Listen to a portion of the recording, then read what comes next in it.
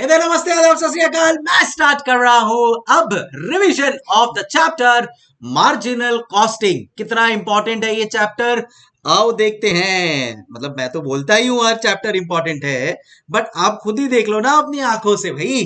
ये देखिए, अब आ रहे हैं अपन लोग ये चैप्टर के ऊपर जिसका नाम है मार्जिनल कॉस्टिंग। मैं आपको बता दूं मेरा पर्सनल फेवरेट है इसके लिए, क्योंकि ये सीए फाइनल में भी है तो वहां भी अपने को पढ़ना ही है। एट द सेम टाइम बहुत इंटरेस्टिंग है, फॉर्मूलाज से खेलना आना चाहिए आपको। फॉर्मूलाज का derivation very very nicely done. So ये है आपका चैप्टर जिसका नाम है मार्जिनल कॉस्टिंग।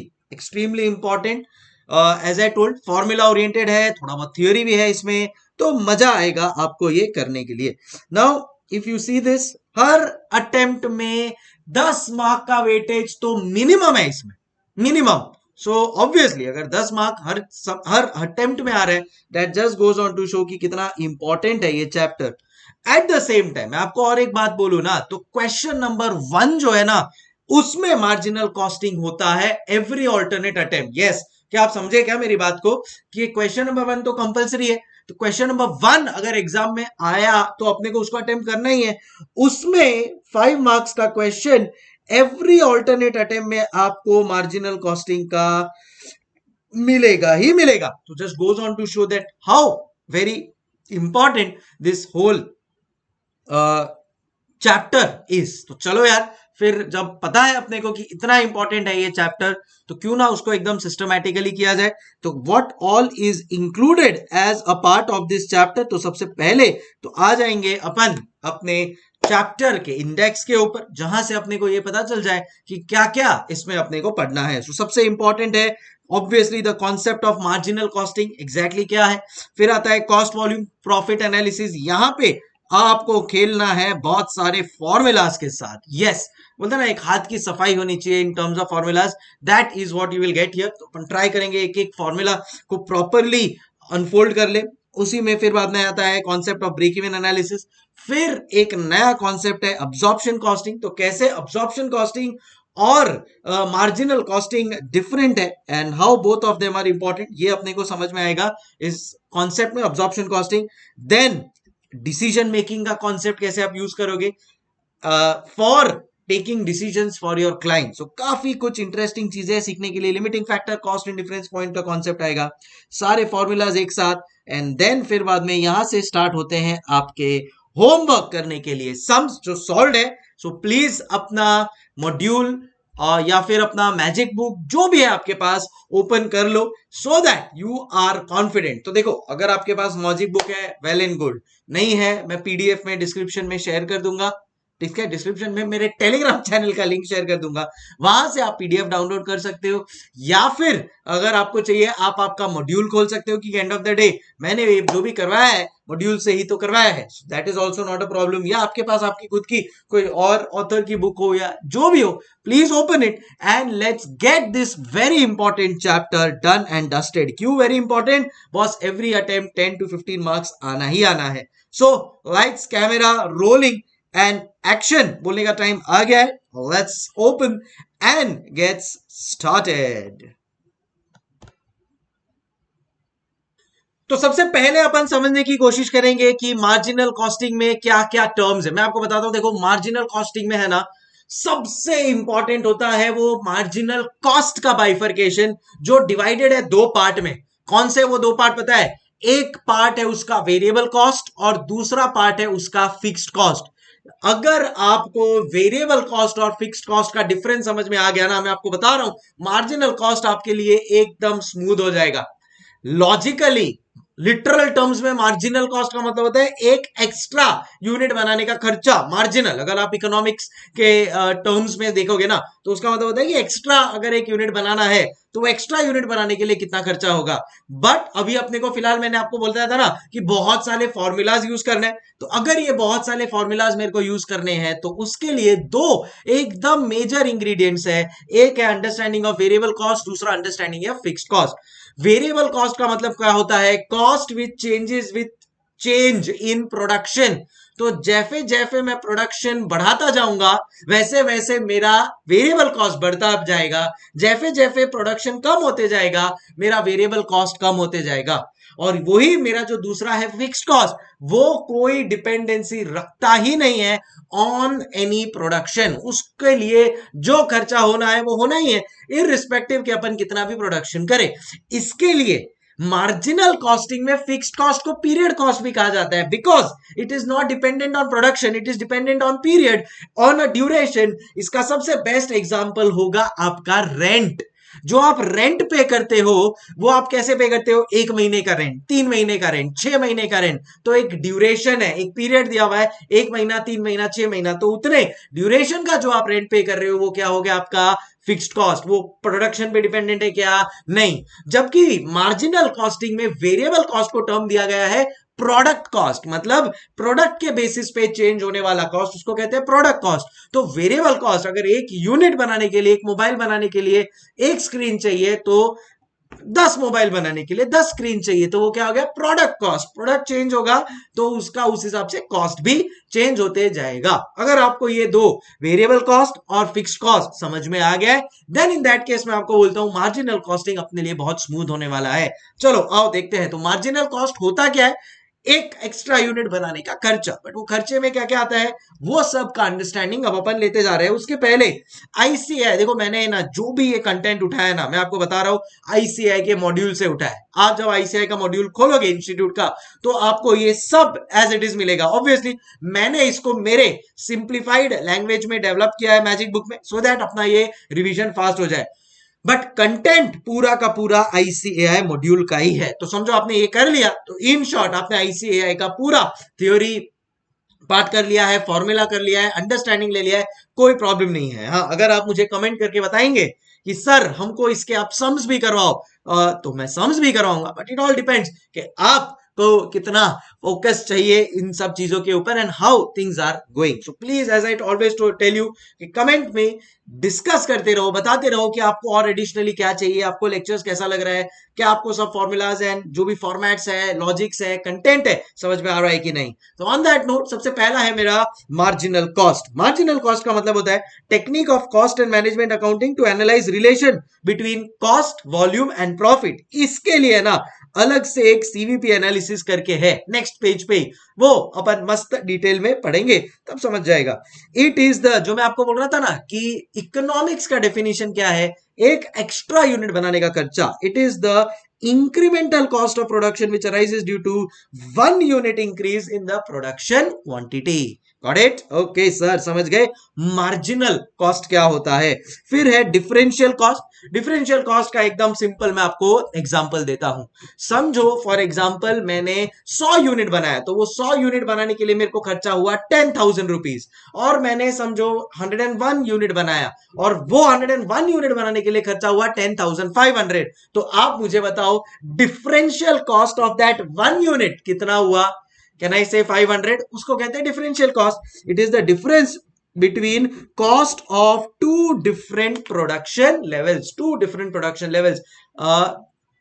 1000 यूनिट्स के लिए अगर 10,000 का कॉस्ट है और 1001 यूनिट्स के लिए 10,500 का कॉस्ट है, तो दैट एक्स्ट्रा 1 यूनिट के लिए 500 रुपीज का एक्स्ट्रा कॉस्ट आएगा।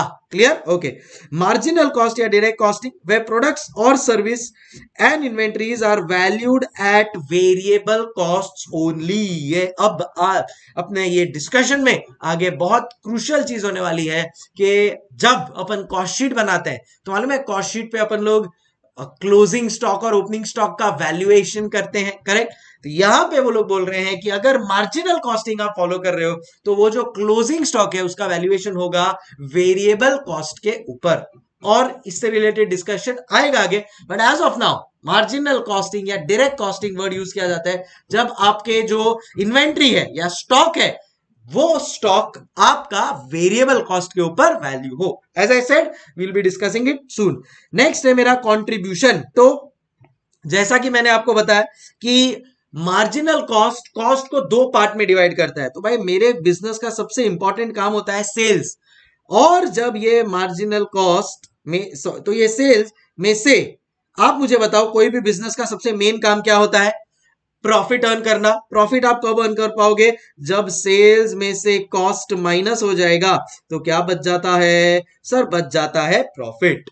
अब मार्जिनल कॉस्ट क्या बोलता है कि भाई हमारे लिए कॉस्ट दो ही कॉस्ट है मेजरली, एक है फिक्स्ड कॉस्ट, दूसरा है वेरिएबल कॉस्ट। समझ रहे हो? तो यहां पे कंट्रीब्यूशन में क्या बोलता है कि भाई जिस दिन मेरा सेल्स में से खाली मैं वेरिएबल कॉस्ट माइनस कर दूंगा ना तो वो बन जाता है कंट्रीब्यूशन। तो वो बन जाता है कंट्रीब्यूशन। इसी में जब मैं फिक्स्ड कॉस्ट भी माइनस कर दूंगा ना तो तब वो बन जाता है प्रॉफिट। सो फिलहाल मेरा फोकस क्या है? Sales minus variable cost is equal to contribution.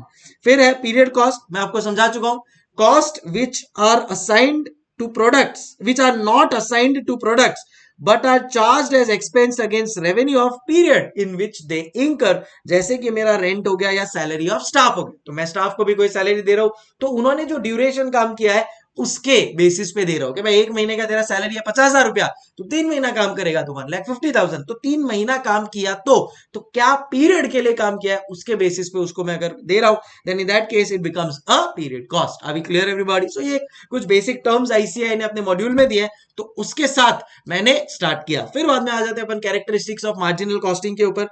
All elements of cost are divided or classified into fixed and variable components। क्या अपन को fixed and variable components समझ में आ गया है? Yes sir।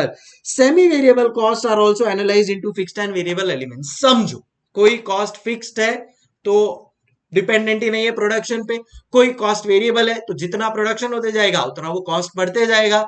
बट अगर कोई कॉस्ट ऐसा है जो कुछ टाइम के लिए फिक्स्ड है फिर कंजम्पशन के बेसिस पे वेरी होता है ना, उसको कहते हैं सेमी वेरिएबल कॉस्ट, क्योंकि वो ना वेरिएबल है पूरी तरह से ना वो फिक्स्ड है पूरी तरह से, उसको सेमी फिक्स्ड कॉस्ट भी कह सकते हो। तो ऐसा एक एग्जांपल दीजिए। The best example is electricity bill. आप मुझे बताओ जब आपके घर पे इलेक्ट्रिसिटी बिल आता है ना तो it is a semi variable cost. अगर आप पूरे महीने में आप कोई समर वेकेशन के लिए चले जाओ और इलेक्ट्रिसिटी को यूज ही मत करो तो भी आपके घर पे 300 रुपए का इलेक्ट्रिसिटी बिल आएगा ही आएगा, जबकि आपने तो इलेक्ट्रिसिटी यूज ही नहीं की। तो एफा क्यों? कि एफा इसके लिए क्योंकि कुछ पार्ट उसका फिक्स्ड रहना ही है। अब 300 रुपए के ऊपर कितना आएगा दैट डिपेंड्स ऑन कंजम्पशन, कि आप कितना उसको यूज कर रहे हो। तो अगर आपने ज्यादा यूज किया तो उतना वेरिएबल कॉस्ट आ जाएगा, प्लस जो फिक्स कॉस्ट है वो तो है ही। सो आर वी क्लियर एवरीबॉडी? सो इसको कहते हैं सेमी वेरिएबल कॉस्ट। अगर समझो सेमी वेरिएबल कॉस्ट दिया है देन इन दैट केस उसको भी अपन दो पार्ट में डिवाइड कर सकते हैं, fixed part and variable part. जैसे मैंने आपको बताया कि मेरा जो इलेक्ट्रिसिटी बिल आता है उसमें मेरा फिक्स्ड पार्ट कितना है 300 और उसका जो वेरिएबल पार्ट है वो कितना है, करेक्ट, दैट डिपेंड्स ऑन कि मैंने कितना इलेक्ट्रिसिटी कंज्यूम किया है। Are we clear? So marginal cost ये दो मेजर पार्ट में फिक्स्ड और वेरिएबल में डिवाइड करता ही है, और तीसरा है सेमी वेरिएबल, वो सेमी वेरिएबल को भी फिक्स्ड और वेरिएबल में end of the day divide करता है। तो इन शॉर्ट मेरा सबसे क्रूशियल एलिमेंट्स क्या रहा मार्जिनल कॉस्ट में? Correct, fixed and variable. Under marginal costing value of finished goods and WIP only comprises of marginal cost। marginal cost मतलब variable cost। However, variable selling and distribution overheads are excluded for valuing these inventories। मैं आपको बताता हूं इसका मतलब एकदम simple way में। समझो मैंने 10,000 यूनिट्स प्रोड्यूस किया, अभी आप लोग मेरे को जवाब देते जाना, ठीक है? समझो मैंने 10,000 यूनिट्स प्रोड्यूस किया, मेरे पास ओपनिंग स्टॉक है ही नहीं। समझो मेरे पास ओपनिंग स्टॉक है 0 नील, और मैंने 10,000 यूनिट्स प्रोड्यूस किया, उसमें से मैंने 8,000 यूनिट्स बेच दिया, उसमें से मैंने 8,000 यूनिट्स बेच दिया, तो मेरे पास कितना यूनिट्स बचा सर? आपके पास 2,000 यूनिट्स बचा। अब ये 2,000 यूनिट्स का तो मेरे पास नंबर आ गया, बट इसको मेरे को मेरे बुक्स ऑफ अकाउंट्स में, मैं मेरा जो पीएनएल अकाउंट बनाता हूं उसमें मुझे इधर मेरे को बाय क्लोजिंग स्टॉक भी तो लिखना पड़ता है ना यार। अब ये बाय क्लोजिंग स्टॉक में मैं खाली 2,000 यूनिट्स तो नहीं लिख सकता, मेरे को एट कितने में वो वैल्यू किया है वो लिखना पड़ेगा, क्योंकि ये इधर मेरे रुपीस कॉलम में, ये इधर मेरे अमाउंट कॉलम में कुछ ना कुछ अमाउंट आना चाहिए। तो मुझे कितने पे इधर वैल्यू करना है अगर आपने मार्जिनल कॉस्टिंग यूज किया है, अगर आपने मार्जिनल कॉस्टिंग यूज किया है, देन इन दैट केस वो बोल रहे हैं आपको कि ये जो क्लोजिंग स्टॉक है ये आपका वैल्यू होगा at the rate variable production overheads के बेसिस पे।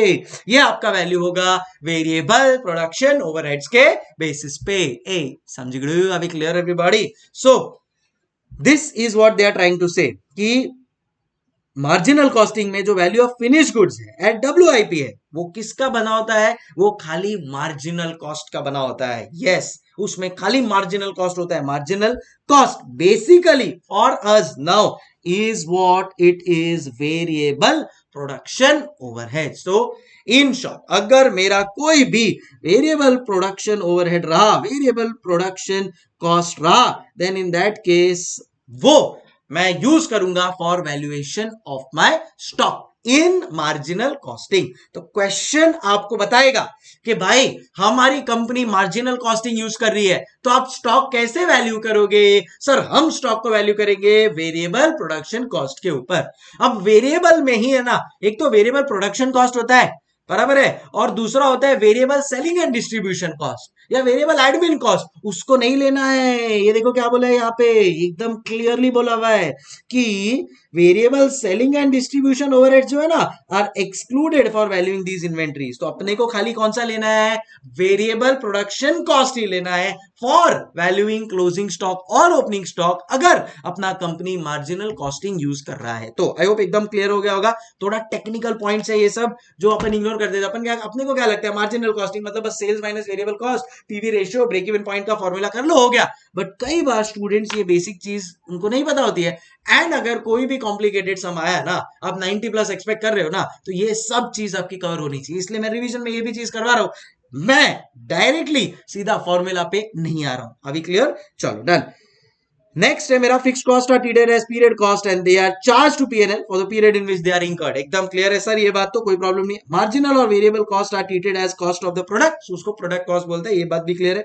Prices and profitability of department and product is determined with reference to marginal cost and contribution margin. तो उस हिसाब से अपन देखेंगे कि भाई कितना मुझे कंट्रीब्यूशन मिल रहा है, कितना मेरा फिक्स कॉस्ट माइनस हो गया, कितना प्रॉफिट बच रहा है, फिर मैं डिसीजन लूंगा कि मेरे को ये प्रोजेक्ट पे काम करना है या नहीं करना है। तो I hope characteristics of marginal costing, ये जो आपके टर्म्स थे मार्जिनल कॉस्टिंग के, ये पूरी तरह क्लियर हो चुके हैं। अब एक छोटा सा फॉर्मेट दिया है कि भाई मार्जिनल कॉस्टिंग का फॉर्मेट दिखता कैसे है। तो यहां पे हमेशा याद रखना, मार्जिनल कॉस्टिंग के फॉर्मेट में एक चीज बहुत क्लियर है कि सेल्स को बाइफरकेट हो जाता है वेरिएबल कॉस्ट में, सेल्स बाइफरकेट हो जाता है वेरिएबल कॉस्ट में।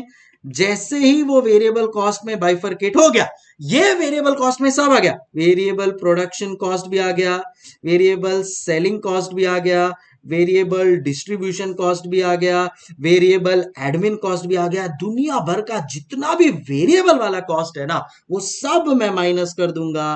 फिर जो मेरे पास बचेगा वो हो जाएगा मेरा कंट्रीब्यूशन। ये कंट्रीब्यूशन में से जब मैं मेरा फिक्स कॉस्ट माइनस कर दूंगा, तब मेरे पास बच जाएगा प्रॉफिट, तब मेरे पास बच जाएगा profit. I hope we are clear. हाँ, अगर मैं आपको पूछूं कि इसमें से ये चार वेरिएबल टाइप ऑफ कॉस्ट है, वेरिएबल प्रोडक्शन कॉस्ट, ये देखो चार तरह के वेरिएबल कॉस्ट है। एक है variable production cost, variable selling cost, distribution cost, variable admin cost. ये जितने भी तरह के यहाँ पे वेरिएबल कॉस्ट है, ये सब माइनस होता है ना, तब जाके कंट्रीब्यूशन मिलता है। बट अगर मैं आपको पूछूं कि इसमें से कौन सा वाला क्लोजिंग एंड ओपनिंग स्टॉक के वैल्यूएशन के लिए यूज होगा, तो आपका जवाब क्या होगा? सर खाली variable production cost upon valuation of stock के लिए यूज करेंगे। अभी आप लोग को क्लियर हो गया होगा एकदम मस्त वाला कि अपने को जब वैल्यूएशन ऑफ स्टॉक करना होता है ना बेटा, तो अपन खाली लेते हैं कौन सा? Variable production cost. ऑसम, एकदम सही जा रहे, परफेक्ट आंसर। सो अब देखो इधर, revenue minus product cost, product cost मतलब वेरिएबल कॉस्ट, और फिक्स्ड कॉस्ट मतलब पीरियड कॉस्ट, बराबर है। तो इसमें direct material, direct labour, direct expense, variable manufacturing overheads, ये सब आ गए। प्रोडक्ट इन्वेंट्रीएबल कॉस्ट, ये आ गया प्रोडक्ट कंट्रीब्यूशन मार्जिन। इसका मतलब ये सब जो मेरे कॉस्ट है ना, ये मैं वैल्यूएशन ऑफ स्टॉक के लिए यूज करूंगा।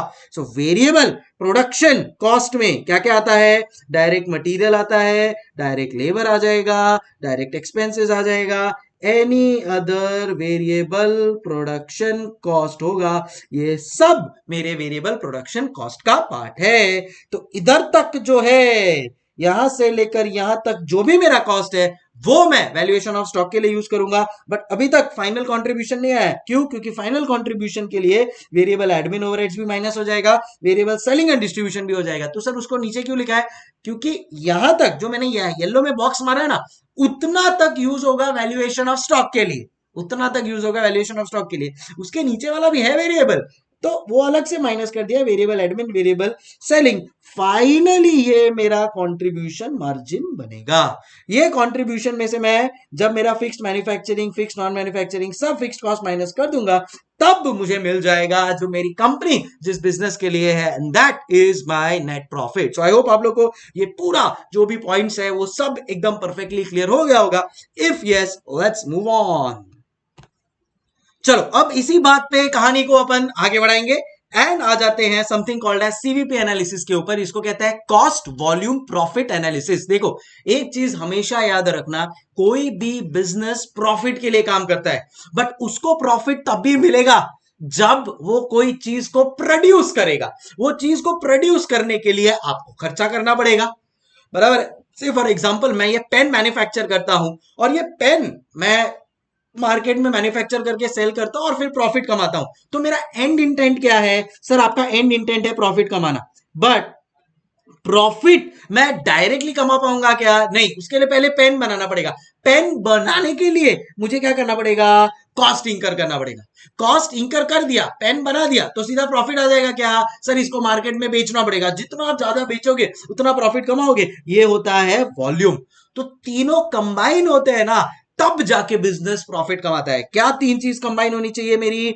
कॉस्ट कंबाइन होना चाहिए, वॉल्यूम कंबाइन होना चाहिए, और फिर जाके आपको मिलेगा प्रॉफिट। इसके लिए उसको बोलते हैं सीवीपी एनालिसिस। तो देखो एंड इंटेंट क्या है मेरा? एंड इंटेंट है कि मैं प्रॉफिट कमाना चाहता हूं, एकदम मैं क्लियर हूं मेरी लाइफ में। बट वो प्रॉफिट कमाऊंगा कैसे? मैं पहले मुझे कुछ कॉस्ट इंकर करना पड़ेगा। कैसा कॉस्ट? मुझे ये प्रोडक्ट बनाने के लिए, कोई भी आप बिजनेस ले लो, उसको पहले अपना प्रोडक्ट बनाने के लिए खर्चा करना पड़ता है, फिर बाद में वो मार्केट में बेचता है, और जितना ज्यादा बेचता है उतना उसको प्रॉफिट मिलता है। अब इसके जो इनिशियल वर्ड्स है वो ले लो, CVP, cost volume profit analysis. समझ गए? अभी क्लियर एवरीबॉडी? सो ऐसा याद रखने की जरूरत नहीं, ऑटोमेटिकली एंड इंटेंशन क्या है बॉस? प्रॉफिट अर्न करना है। बट प्रॉफिट मैं अर्न कब कर पाऊंगा? जब मैं पहले खर्चा करूंगा। खर्चा क्यों? प्रोडक्ट बनाने के लिए। जैसे ही प्रोडक्ट बन गया, फिर बाद में उसको मार्केट में बेचने जाऊंगा, volume, and then finally I will get the required profit. So इसको कहते हैं cost volume profit analysis. It is a managerial tool showing relationship between various ingredients of profit planning, cost, selling price and volume of activities. Got it? Okay. अब अपना जो format है which is sales minus variable cost, जिससे अपने को contribution मिलता है। ये देखो sales minus variable cost जिससे अपने को कंट्रीब्यूशन मिलता है, माइनस फिक्स्ड कॉस्ट जिससे अपने को प्रॉफिट मिलता है। अभी क्लियर एवरीबॉडी? सो सेल्स में से ये फॉर्मेट समझ लो बॉस, लाइव बन जाएगा। वेरिएबल कॉस्ट जब गया तो मेरे को क्या बचेगा? कंट्रीब्यूशन। इसमें से जब मेरा फिक्स्ड कॉस्ट गया तो क्या बचेगा? बचेगा मेरा प्रॉफिट। अभी क्लियर एवरीबॉडी? ये फॉर्मेट आप लोग को एकदम दिमाग में सेट हो गया? कोई रात को 2 बजे भी उठा के पूछे ना तो ये फॉर्मेट एकदम क्लियर होना चाहिए। सेल्स का रिस्पॉन्सिबिलिटी है वेरिएबल कॉस्ट रिकवर करना, कंट्रीब्यूशन का रिस्पॉन्सिबिलिटी है वो फिक्स्ड कॉस्ट और प्रॉफिट दोनों अर्न करके देगा। अभी क्लियर? यस सर, समझ में आ गया। अब नेक्स्ट, अब यहां से ये देखो, ये था मार्जिनल कॉस्ट का income statement, sales minus variable cost contribution minus fixed cost is equal to profit. ये समझ में आ गया अपने को सर? अब इससे रिलेटेड सब फॉर्मूलाज कनेक्ट होते जाएंगे। सो क्या क्या फॉर्मूलाज है वो अब मैं आप लोगों को बताता हूं, और ये सब फॉर्मूलाज इंटरकनेक्टेड है। एक फॉर्मूला है आपके कंट्रीब्यूशन के ऊपर, एक फॉर्मूला है आपके कंट्रीब्यूशन के ऊपर जिसको कहते हैं पीवी रेशियो, दूसरा फॉर्मूला है आपके फिक्स्ड कॉस्ट के ऊपर जिसको कहते हैं ब्रेक इवन पॉइंट, तीसरा फॉर्मूला है प्रॉफिट के ऊपर जिसको कहते हैं मार्जिन ऑफ सेफ्टी। आओ तीनों को मैं आपको बताता हूं। देखो यूजुअल अप्रोच क्या होता है, सीधा आपको पीवी रेशियो बताएंगे, ऐसा नहीं, पीवी रेशियो नहीं है, डायरेक्टली पीवी रेशियो नहीं है, आपको समझना है कि पीवी रेशियो कहां से आ रहा है। पीवी रेशियो आपको कंट्रीब्यूशन, हर प्रोडक्ट पे कितना कंट्रीब्यूशन आप अर्न करने वाले हो ना, वो आपको कौन बताएगा, पता है क्या, PV ratio. So PV ratio क्या है, profit volume for the purpose of marginal costing, contribution ही आपको आपका प्रॉफिट लाके देगा। सो इसके लिए फॉर्मूला हो जाता है यहां पे कंट्रीब्यूशन अपॉन वॉल्यूम। क्या है वॉल्यूम, मैंने आपको ये सीवीपी के टाइम पे भी बताया था, वॉल्यूम मतलब बेसिकली मेरा सेल्स, जितना मैं मार्केट में प्रोडक्ट बेचूंगा ना उतना मैं पैसा कमाऊंगा, तो कंट्रीब्यूशन अपॉन सेल्स, ये हो गया मेरा PV ratio, profit volume. Marginal costing में प्रॉफिट क्या है पता है क्या, कंट्रीब्यूशन, जितना आप कंट्रीब्यूशन कमाते जाओगे ना उतना प्रॉफिट आप कमाते जाओगे। So contribution is my profit for marginal. So PV ratio, P मतलब प्रॉफिट मतलब कंट्रीब्यूशन, क्योंकि मार्जिनल का प्रॉफिट क्या है, कंट्रीब्यूशन, डिवाइड बाय सेल्स। जितना सेल्स करूंगा उतना कंट्रीब्यूशन कमाऊंगा, जितना सेल्स करूंगा उतना कंट्रीब्यूशन कमाऊंगा, जितना कंट्रीब्यूशन कमाऊंगा उतना मेरे प्रॉफिट पे वो ऐड होते जाएगा। So PV ratio contribution upon sales into 100, most important formula. उसके बाद एक बार मैंने कंट्रीब्यूशन रिकवर कर दिया, फिर बाद में मेरे को दो चीजें देखनी है कि क्या मेरे को ब्रेक इवन पॉइंट मिल रहा है क्या। तो सर ब्रेक इवन पॉइंट क्या होता है, ब्रेक इवन पॉइंट एक ऐसा पॉइंट है जहां पे कंपनी को होता है नो प्रॉफिट नो लॉस, मतलब सेल्स। अब देखो सेल्स के नजर से देखो, सेल्स का काम क्या है, सर सेल्स का काम है वेरिएबल कॉस्ट रिकवर करना। जैसे ही उसने वेरिएबल कॉस्ट रिकवर कर दिया उसको कंट्रीब्यूशन मिल गया, बट कंट्रीब्यूशन की भी तो रिस्पॉन्सिबिलिटी है, कंट्रीब्यूशन की रिस्पॉन्सिबिलिटी है कि वो पहले फिक्स्ड कॉस्ट रिकवर करे। जैसे ही कंट्रीब्यूशन फिक्स्ड कॉस्ट को रिकवर करेगा, कहना इससे देखो कंट्रीब्यूशन तक पहुंचा है, मतलब वेरिएबल कॉस्ट तो रिकवर हो गया है अपना। अब जब कंट्रीब्यूशन फिक्स्ड कॉस्ट को भी रिकवर कर लेगा तो कहना इससे मेरे सारे कॉस्ट रिकवर हो जाएंगे। जैसे ही मेरे सारे कॉस्ट रिकवर हो जाएंगे, कहना इससे it is basically no profit no loss point. So formula इसका कैसे डिराइव होता है ब्रेक इवन पॉइंट का, contribution required to recover the fixed cost, मतलब कितना भी फिक्स्ड कॉस्ट होने दो, मेरे को वो रिकवर किससे करना है, कंट्रीब्यूशन से। सो अगर आपको ब्रेक इवन पॉइंट, अगर आपको break even point in units find करना है, देन इन दैट केस आप फॉर्मूला यूज करोगे fixed cost divide by contribution per unit. और अगर आपको break even point in value find करना है, देन इन दैट केस आप फॉर्मूला यूज करोगे fixed cost upon PV ratio. Basically ये पीवी रेशियो और कुछ नहीं है, कंट्रीब्यूशन रेशियो ही है। सो इधर कंट्रीब्यूशन पर यूनिट के जगह पे पीवी रेशियो लिख लेंगे अपन, तो मेरे को ये ब्रेक इवन पॉइंट किस में मिल जाएगा, वैल्यू में मिल जाएगा। देखो फोकस क्या है पता है क्या अपना, कंट्रीब्यूशन का दो रिस्पॉन्सिबिलिटी है, एक पहले कंट्रीब्यूशन फिक्स्ड कॉस्ट रिकवर करेगा, जैसे ही कंट्रीब्यूशन ने फिक्स्ड कॉस्ट रिकवर कर लिया, हाश ब्रेक इवन पॉइंट आ गया। जैसे ही ब्रेक इवन पॉइंट आ गया, अब मेरे को प्रॉफिट कमाना है, और ये जो प्रॉफिट कमाना है ना इसको कहते हैं एमओएस, मार्जिन ऑफ सेफ्टी। इसको क्या कहते हैं, मार्जिन ऑफ सेफ्टी। तो अब क्या कमाने वाला है मेरा contribution, contribution already fixed cost recover करके ब्रेक इवन पे आ गया है, अब वो प्रॉफिट कमाने वाला है। सो यहां पे मैं बोलूंगा margin of safety is equal to, यहां पे मैं बोलूंगा margin of safety is equal to, बोलो क्या बोलेंगे मार्जिन ऑफ सेफ्टी के लिए, फॉर्मूला क्या आ जाएगा, मार्जिन ऑफ सेफ्टी का काम है to recover the profit. So net profit upon, या तो अपन इधर लिख देंगे कंट्रीब्यूशन पर यूनिट, या अपन लोग इधर लिख सकते हैं अगर अपने को वैल्यू में फाइंड करना है then we can write down net profit upon PV ratio. Are you understanding. तो जैसे ही कंट्रीब्यूशन ने फिक्स्ड कॉस्ट रिकवर किया, ब्रेक इवन पॉइंट आ गया, जैसे ही कंट्रीब्यूशन नेट प्रॉफिट रिकवर करने लगा, we are now safe, margin of safety आ जाएगा। सो एग्जाम में आपको क्या करना है, ये फॉर्मेट बना लेना है जो अभी अपन लोग वापस बनाने वाले हैं। क्या है ये फॉर्मेट, अपन बनाएंगे सेल्स, सेल्स को दो पार्ट में डिवाइड कर देंगे, वेरिएबल कॉस्ट और कंट्रीब्यूशन। कंट्रीब्यूशन से जो रिलेटेड फॉर्मूला है वो क्या है सर, वो फॉर्मूला है पीवी रेशियो। क्या फॉर्मूला क्या है सर, कंट्रीब्यूशन अपॉन सेल्स, जितना मैं सेल्स करूंगा उतना मेरा कंट्रीब्यूशन बढ़ते जाएगा। अब ये कंट्रीब्यूशन का दो रिस्पॉन्सिबिलिटी है, बस पहले फिक्स्ड कॉस्ट रिकवर कर, जैसे ही कंट्रीब्यूशन फिक्स्ड कॉस्ट रिकवर करता है, so we will say that it is reaching to the break even point. तो इसका फॉर्मूला क्या बन जाएगा, ब्रेक इवन पॉइंट अगर इन यूनिट्स हुआ तो फॉर्मूला बन जाएगा मेरा fixed cost upon contribution per unit, क्योंकि कंट्रीब्यूशन का रिस्पॉन्सिबिलिटी है कि वो फिक्स्ड कॉस्ट रिकवर करके दे। एंड दूसरा है मेरा break even point in value, इसका फॉर्मूला क्या बन जाएगा, fixed cost divide by PV ratio, fixed cost divide by PV ratio. अभी क्लियर। एंड उसका दूसरा रिस्पॉन्सिबिलिटी क्या है कि सर नेट प्रॉफिट रिकवर करके दो। नेट प्रॉफिट कैसे रिकवर होगा, उसको कहते हैं मार्जिन ऑफ सेफ्टी। अब मेरे देखो ना, ब्रेक इवन पॉइंट पे मेरा fixed cost variable cost recover हो चुका है, अब मैं सेफ हूं। अब जब मैं सेफ हूं तो मैं जो भी सेल करूंगा उस पर प्रॉफिट कमाऊंगा। यहां पे मेरा फॉर्मूला हो जाएगा net profit upon contribution per unit, and दूसरा इन वैल्यू पे मेरा फॉर्मूला हो जाएगा net profit divide by PV ratio. I hope एकदम क्लियर हो गया होगा आप लोग को। ये सबसे इंपॉर्टेंट फॉर्मूलाज है यहाँ पे जो मैंने लिखा है, which will be very useful for you in the examination. So आओ अब इसको यहाँ पे बुक के हिसाब से समझ लेते हैं। पीवी रेशियो क्या है, कॉन्ट्रीब्यूशन अपॉन सेल्स, बराबर। पीवी रेशियो क्या है, कॉन्ट्रीब्यूशन अपॉन सेल्स। तो ये वाला पार्ट हो गया, ठीक है। फिर बाद में break even analysis. Break even analysis क्या है, fixed cost divide by contribution per unit. फिर मार्जिन ऑफ सेफ्टी क्या है, प्रॉफिट अपॉन पीवी रेशियो। तो ये मेरे 3 मेजर फॉर्मूलाज हो गए। अब कुछ और एडिशनल फॉर्मूलाज है, वो मैं आप लोगों को बता देता हूं। यहां पे मेरा पहला फॉर्मूला है कि अगर क्वेश्चन में डायरेक्टली कंट्रीब्यूशन नहीं दिया है, देन इन दैट केस वो आपको क्या देगा पता है क्या, चेंज इन कॉस्ट या change in profit divide by change in sales. So ये आपको फॉर्मूला भी वो दे सकता है। सो यहां पे और एक पीवी रेशियो का फॉर्मूला आ जाएगा। सो 2 पीवी रेशियो के फॉर्मूला।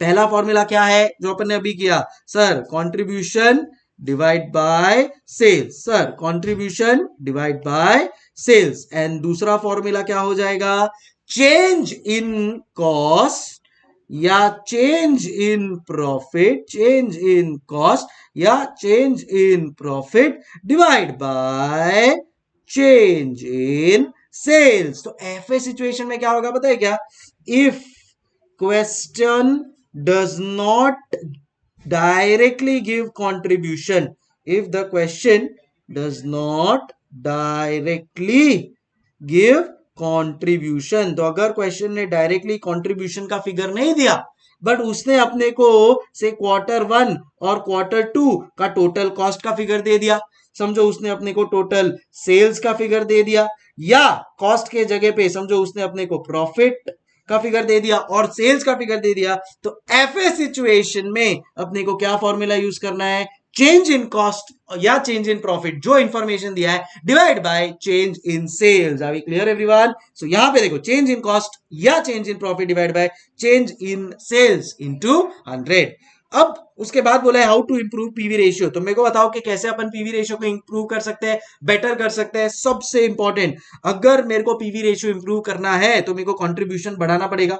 सीधी सी बात है, मेरे को कंट्रीब्यूशन बढ़ाना पड़ेगा। कंट्रीब्यूशन में कैसे बढ़ा सकता हूं, एक या तो सेलिंग प्राइस इंक्रीज कर दो तो कंट्रीब्यूशन बढ़ जाएगा, या वेरिएबल कॉस्ट रिड्यूस कर दो तो भी तो कंट्रीब्यूशन बढ़ जाएगा मेरे भाई। So reducing direct and variable cost by effectively utilizing new man machine material, improving selling price, reducing the variable cost, switching production to a more profitable product, showing a higher PV ratio। तो या तो product ही change कर दो जिसमें मेरे को higher PV ratio मिल रहा हो। समझो एक प्रोडक्ट है जिसमें 25% का पीवी रेशियो है और एक दूसरा प्रोडक्ट है जिसमें 40% का पीवी रेशियो, आप कौन सा प्रीफर करोगे? सर डेफिनेटली 40% वाला ही हम तो प्रीफर करेंगे। सो या तो ऐसा प्रोडक्ट ले लो जिसका हायर पीवी रेशियो है, या जो आपके पास करंट है उसका सेलिंग प्राइस बढ़ा दो या उसका वेरिएबल कॉस्ट कम कर दो तो भी आपका पीवी रेशियो बढ़ जाएगा। And this question can be asked, how to improve PV ratio. ये आपको थियोरी के लिए 3-4 मार्क के लिए आ सकता है। Please mark this as important. So I hope ये क्लियर हो गया होगा। फिर है ब्रेक इवन एनालिसिस।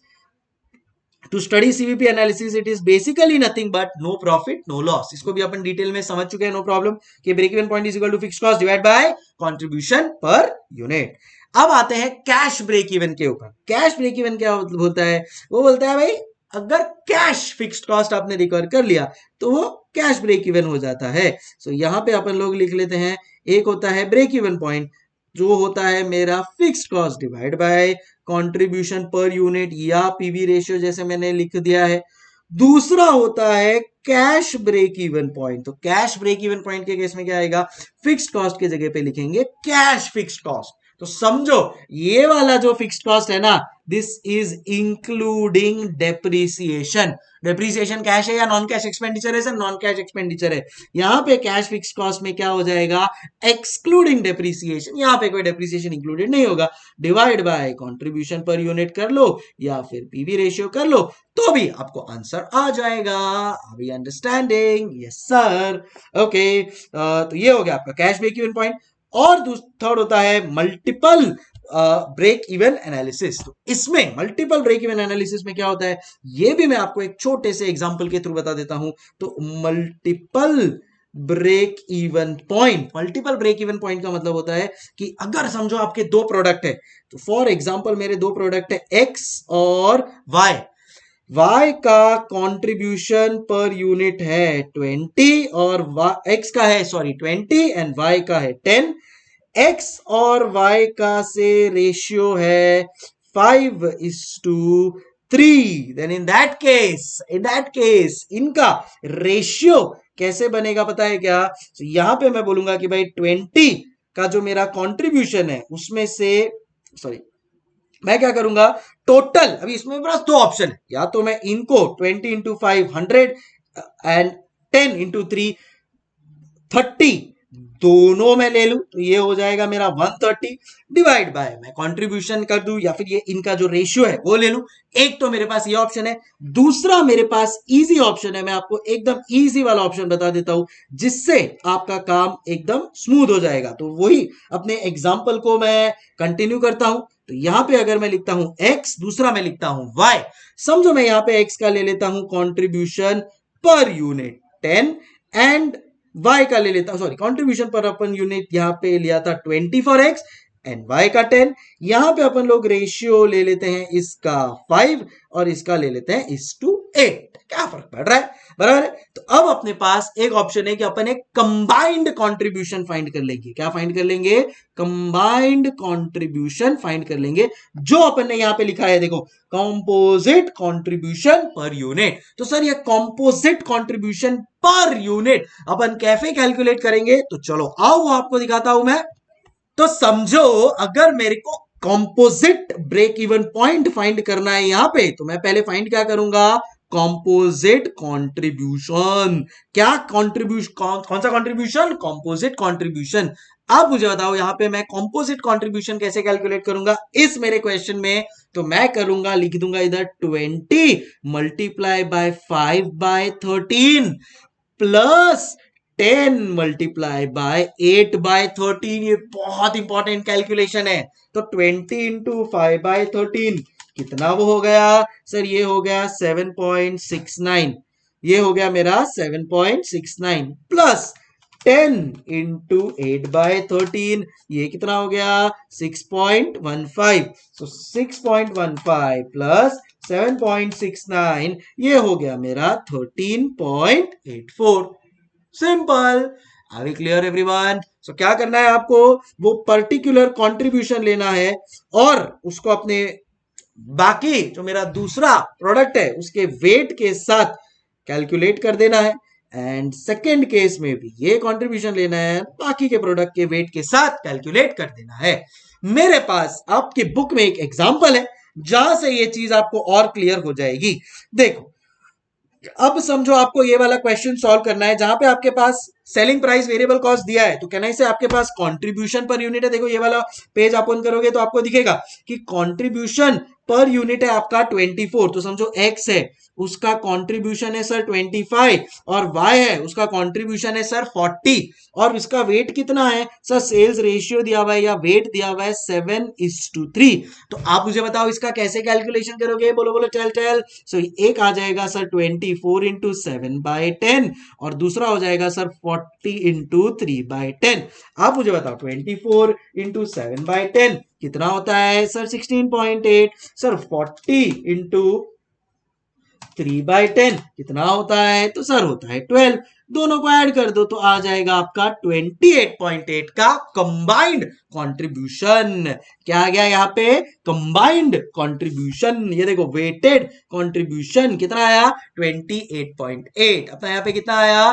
28.8। समझ गए? तो सर फॉर्मूला क्या हो जाएगा? सिंपल। अब अपन लोग लिख सकते हैं यहाँ पे कि मल्टीपल ब्रेक इवन पॉइंट का फॉर्मूला हो जाएगा combined fixed cost. Combined fixed cost तो इजी है, एक्स का फिक्स्ड कॉस्ट वाई का फिक्स्ड कॉस्ट दोनों को ऐड कर दो, divide by combined contribution per unit, जिससे मुझे मल्टीपल प्रोडक्ट्स का ब्रेक इवन फाइंड करने को इजी हो जाएगा। तो अगर मैं मल्टीपल प्रोडक्ट्स बना रहा हूं और उसका ब्रेक इवन पॉइंट फाइंड करना है तो अब इजी हो गया। मल्टीपल फिक्स्ड कॉस्ट मतलब ऐड कर दो जितने भी मेरे प्रोडक्ट्स है, divide bye combined contribution. Combined contribution में कैसे कैलकुलेट करूंगा कि भाई एक जो यूनिट है उसका मैं कंट्रीब्यूशन ले लूंगा, सेल्स रेशियो में डिवाइड कर दिया, दूसरे का कंट्रीब्यूशन ले लियो, सेल्स रेशियो में डिवाइड कर दो, मिल गया आपको मल्टीपल ब्रेक इवन पॉइंट। अभी अंडरस्टैंडिंग? तो फॉर्मूला बन जाएगा मेरा combined fixed cost divide bye combined contribution per unit. समझ गए? चलो सो ये वाला मेरा सेकंड जो फेज था वो भी पूरी तरह से क्लियर हो गया। यहाँ पे अपन लोग रेफरेंस में ये एमके लिमिटेड वाला भी जो मैंने आपको क्वेश्चन के थ्रू एग्जांपल समझा है वो लिख सकते हैं अपन। ये रहा 9th point, question 2 can be your reference point. तो आप यहाँ पे आपके रेफरेंस के लिए लिख सकते हैं क्वेश्चन 2 9th पॉइंट। अभी क्लियर एवरीवन? यस सर, समझ में आ गया। और लास्ट है मेरा कॉन्सेप्ट ऑफ डिजायर्ड सेल्स। ये भी एक मस्त वाला फॉर्मूला है। अब क्या होगा पता है क्या? कई बार क्वेश्चन आपको बोलेगा कि भाई लो हम आपको, ये देखो आपका मार्जिनल इनकम स्टेटमेंट का फॉर्मेट क्या होता है? Sales minus variable cost contribution minus fixed cost is equal to net profit. Usually क्या होगा? सेल्स दे देगा, वेरिएबल कॉस्ट दे देगा, फिक्स्ड कॉस्ट दे देगा, बोलेगा नेट प्रॉफिट फाइंड करो। बट कभी कभी इंस्टीट्यूट उल्टा गेम खेलता है, बोलता है प्रॉफिट दिया तुम्हारे को, कितना प्रॉफिट आने वाला है दिया, फिक्स्ड कॉस्ट कितना है क्वेश्चन में दिया, तो ये भी आपका गिवन होगा, फिक्स्ड कॉस्ट भी आपका गिवन होगा और कंट्रीब्यूशन भी आपका गिवन होगा।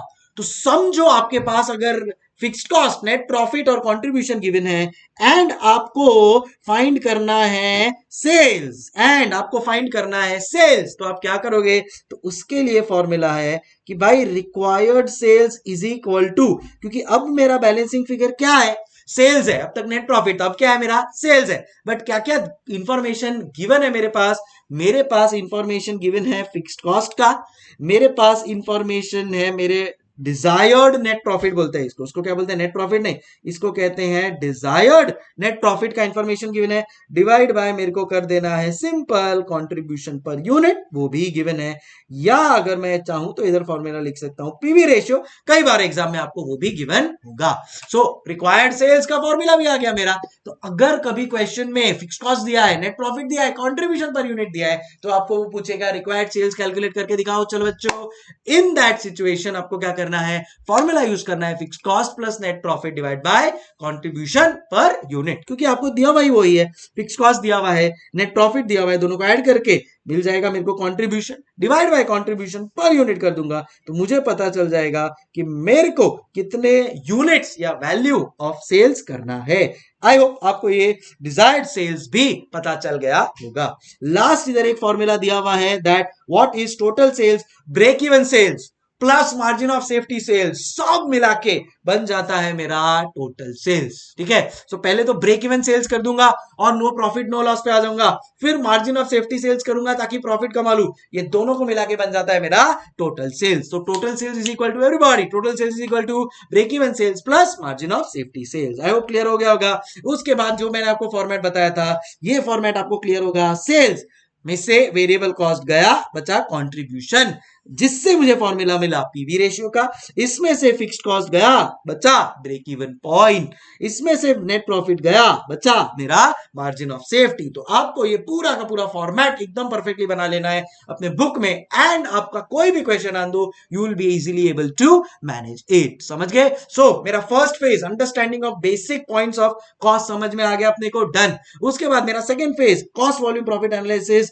सर वो भी डन। तो ये दोनों को मैं बोल सकता हूं concept of marginal cost done, cost volume profit done, break even analysis done. अब अपन लोग आएंगे अपने थर्ड पार्ट के ऊपर which is the concept of absorption costing. But I hope इतना आप लोग को पूरा क्लियर हो गया होगा। चलो अब आते हैं अपन लोग कॉन्सेप्ट ऑफ अब्जॉर्प्शन कॉस्टिंग और मार्जिनल कॉस्टिंग के ऊपर। यूजुअली ये कॉन्सेप्ट इग्नोर हो जाता है बट बहुत इंपॉर्टेंट कॉन्सेप्ट है क्योंकि एग्जाम में इससे रिलेटेड क्वेश्चन आ सकता है, तो क्यों ना अपन इसको बराबर से कर ले। सो क्या होता है, खाली दोनों में एक ही डिफरेंस है। देखो मैं आपको बताता हूं, मार्जिनल कॉस्टिंग और अब्जॉर्प्शन कॉस्टिंग में खाली एक ही चीज का डिफरेंस है और वो है फिक्स्ड कॉस्ट। जी हाँ, आपने सही सुना, फिक्स्ड कॉस्ट का डिफरेंस है। अब्जॉर्प्शन कॉस्टिंग क्या बोलता है कि फिक्स्ड कॉस्ट को पर यूनिट की तरह ट्रीट करो। मार्जिनल कॉस्टिंग क्या बोलता है कि इसको फिक्स्ड कॉस्ट को आप टोटलिटी पे ट्रीट करो।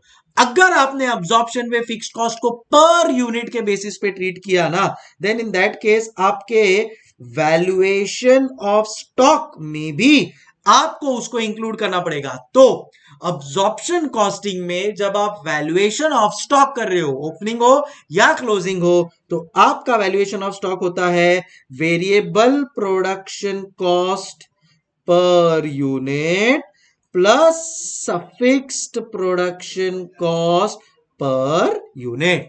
अब आप सोच रहे होगे कि सर ये fixed production cost per unit कैसे कैलकुलेट करते हैं? तो फिक्स्ड प्रोडक्शन कॉस्ट कैलकुलेट करने के लिए आपको करना है budgeted, total budgeted fixed cost per unit. क्या बोला?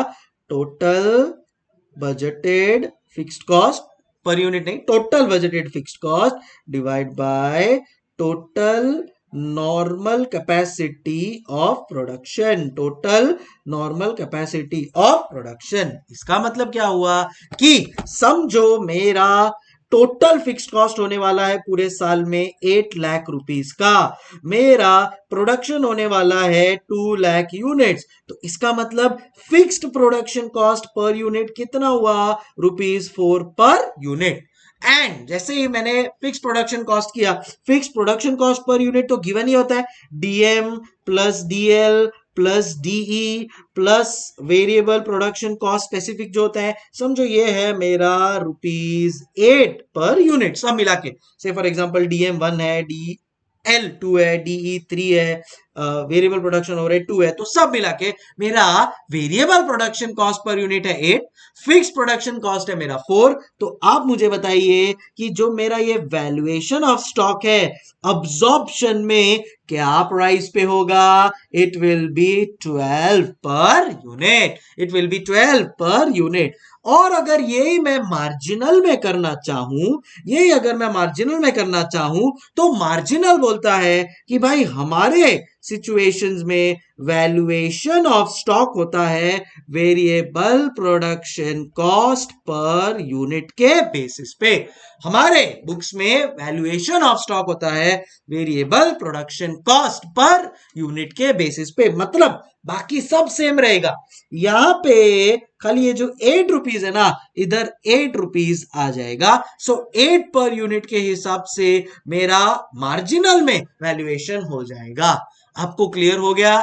बस यही करना है आपको। तो एग्जाम में जब आपको क्वेश्चन आएगा, तो मैं चलो आपको यहाँ पे मेरा जो मास्टर सम्स है उसमें हम लोग ने क्वेश्चन लिया हुआ है relating to absorption and marginal. तो देखो यहाँ पे ये रहा, तो यहाँ पे जब मैं ऐसा कोई क्वेश्चन करता हूं ना, देन इन दैट केस एकदम इजी। देखो बजटेड फिक्स्ड प्रोडक्शन दिया हुआ है ₹1,60,000। ये देखो यहाँ पे फिक्स्ड प्रोडक्शन कॉस्ट आपको दिख रहा है 1,60,000, वो दिया हुआ है, divide by normal level of activity है मेरा से 800 यूनिट्स। नॉर्मल लेवल मतलब 100 प्रोडक्शन पे मैं कितना प्रोड्यूस करूंगा, तो वो 800 यूनिट्स, तो मेरे को आ जाता है 200 पर यूनिट का मेरा absorb fixed production cost per unit आ गया। Fixed production cost per unit आ गया कितना? 200 per unit. Simple. Are we clear everybody? So ये जो मेरा fixed production cost per unit है, ये कैलकुलेट कैसे करना है समझ में आ गया आपको? डन। अब इसमें ही मैं ऐड कर दूंगा मेरा variable cost, variable production cost per unit, तो मेरे को मिल जाएगा total, correct, total cost per unit as per absorption. समझ गए? बस यही आपको करना है यहाँ पे, एंड देन उस हिसाब से ये सम को सॉल्व किया। ऑब्वियसली कुछ और डिटेलिंग्स है जो मैं आप लोग के साथ अभी यहाँ पे डिस्कस कर लूंगा। सो देखो, absorption costing versus marginal costing. As per CIA में अब्जॉर्प्शन कॉस्टिंग का मतलब क्या होता है? Practice of charging both fixed and variable cost to the product absorbed on a pre determined rate. तो budgeted fixed overhead divide by budgeted production. Tension ही नहीं, तो उससे फिक्स्ड कॉस्ट पर यूनिट मिल जाएगा, variable production cost per unit तो दिया हुआ ही होगा, उस बेसिस पे आप अपना वैल्यूएशन ऑफ स्टॉक करोगे, बोला था ना। सो किस बेसिस पे? Variable production overhead per unit plus fixed production overhead per unit. Clear है? अब मार्जिनल कॉस्टिंग पे जब मैं आ जाता हूं तो आ जाता है कि marginal costing is practice of ascertainment of cost and its effect on profit of changes in volume by differentiating between fixed and variable cost। मैंने बोला था ना, मार्जिनल में फिक्स्ड और वेरिएबल कॉस्ट डिफरेंशिएट हो जाता है, फोकस पूरा वेरिएबल कॉस्ट के ऊपर होता है।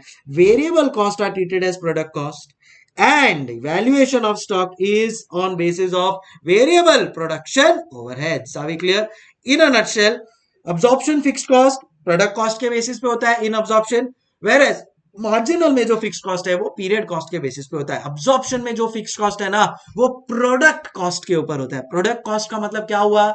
इसका मतलब ये हुआ दैट मेरा फिक्स्ड कॉस्ट भी पर यूनिट बेसिस पे कैलकुलेट हो जाता है। अभी क्लियर? अब इसमें ना दो फॉर्मेट दिया हुआ है जो आप गो थ्रू कर सकते हो, जो भी मैंने आपको बताया उसी बेसिस पे। बस देखो क्या है, यहां पे भी देखो सेल्स सब सेम ही रहना है। Direct material consumed, labour cost, variable manufacturing, fixed manufacturing साथ में आएगा। अब यहाँ पे जो ये ओपनिंग स्टॉक और क्लोजिंग स्टॉक है ना, ये आएगा वैल्यू एड प्रोडक्शन कॉस्ट, और ये प्रोडक्शन कॉस्ट में वेरिएबल के साथ साथ मेरा फिक्स्ड मैन्युफैक्चरिंग भी आ गया है। बट ये जब मैं यहाँ पे आ जाता हूं इन माय मार्जिनल, तो अगर आप देखोगे क्लोजिंग स्टॉक बोला है valued at current variable cost only, और ये करंट में खाली करंट वेरिएबल मैन्युफैक्चरिंग कॉस्ट ही आए हैं। ईज ऑफ अंडरस्टैंडिंग के लिए मैंने क्या किया है, मैंने आप लोगों को टिपिकल फॉर्म में पीएनएल अकाउंट बना के दिया है। तो यहां पे देखो मेरे पास ओपनिंग स्टॉक दिख रहा है आपको, ये valued at variable production overhead, sales अपना क्रेडिट साइड पे आता है, closing stock variable production overhead के बेसिस पे डायरेक्ट मटेरियल, डायरेक्ट लेबर, बाकी सब एज इट इज रहेगा। चेंज किधर है पता है क्या? ये ओपनिंग स्टॉक और क्लोजिंग स्टॉक के वैल्यूएशन में, जहां पे फिक्स्ड कॉस्ट मेरा इंक्लूड होता है एंड यहां पे मेरा फिक्स्ड कॉस्ट नहीं इंक्लूड होता है। किधर नहीं इंक्लूड होता है? In my marginal. यहां पे वेरिएबल प्रोडक्शन ओवरहेड के बेसिस पे ही मेरा वैल्यूएशन ऑफ स्टॉक हो जाएगा। एंड लास्ट है मेरा इधर रिकंसिलिएशन। अब आप मेरे को बताओ कि प्रॉब्लम क्यों आया मेरे अब्जॉर्प्शन और मार्जिनल के वैल्यूएशन में? प्रॉब्लम आया फिक्स्ड कॉस्ट की वजह से, बट वो फिक्स्ड कॉस्ट का इंपैक्ट किधर गया? फिक्स्ड कॉस्ट का इंपैक्ट गया वैल्यूएशन ऑफ स्टॉक पे, फिक्स्ड कॉस्ट का इंपैक्ट गया वैल्यूएशन ऑफ स्टॉक पे। तो जब मेरा फिक्स्ड कॉस्ट का इंपैक्ट वैल्यूएशन ऑफ स्टॉक पे जाता है ना, at that point in time, उसकी वजह से ये मेरे को रिकंसिलिएशन बनाना पड़ता है अब्जॉर्प्शन और मार्जिनल का। उसकी वजह से मेरे को रिकंसिलिएशन बनाना पड़ता है अब्जॉर्प्शन का और मार्जिनल का। तो क्यों आया? या तो ओपनिंग स्टॉक मार्जिनल में हायर है तो लेस कर देंगे, ओपनिंग स्टॉक मार्जिनल में लोअर है तो लेस कर देंगे, क्लोजिंग स्टॉक मार्जिनल में हायर है तो ऐड कर देंगे, क्लोजिंग स्टॉक मार्जिनल में लोअर है तो लेस कर देंगे। सर इसके पीछे का आप लॉजिक बता सकते हो? 100% मैं बता सकता हूं। इधर देखो, अगर मेरा नेट प्रॉफिट, अगर मैं आपको यहां पे बताता हूं, समझो मेरे को यहां पे ये है अब्जॉर्प्शन, समझो मेरा ये है अब्जॉर्प्शन, और समझो मेरा ये है मार्जिनल। समझो मेरा ये है अब्जॉर्प्शन, समझो मेरा ये है मार्जिनल।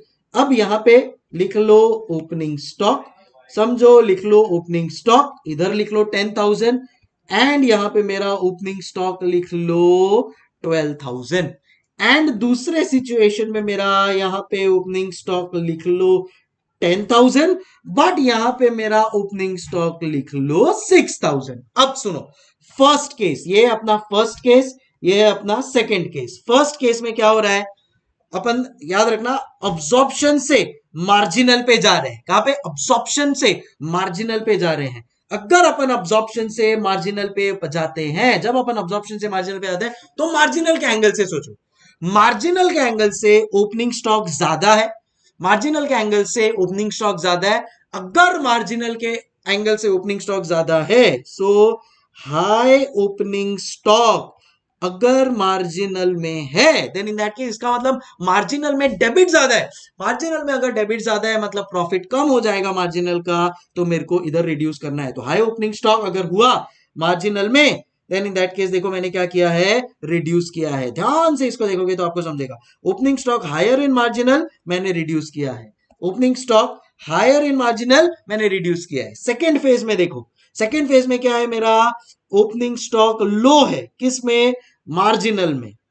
मेरा ओपनिंग स्टॉक मार्जिनल में लो है। अगर मेरा ओपनिंग स्टॉक मार्जिनल में लो है देन इन दैट केस मेरा ये 6000 ही है, मतलब मेरा डेबिट मार्जिनल में कम है। मैं मार्जिनल पे जा रहा हूं, मेरे को मार्जिनल के एंगल से देखना है। मेरा डेबिट मार्जिनल में कम है, तो मेरा अगर डेबिट मार्जिनल में कम है तो प्रॉफिट बढ़ेगा। तो इसको इधर ऐड करना है। क्या आपको याद आ गया जो अपन ने पढ़ा था, या इन जनरल आपने कहीं से भी पढ़ा होगा? तो यही लॉजिक है। अभी क्लियर?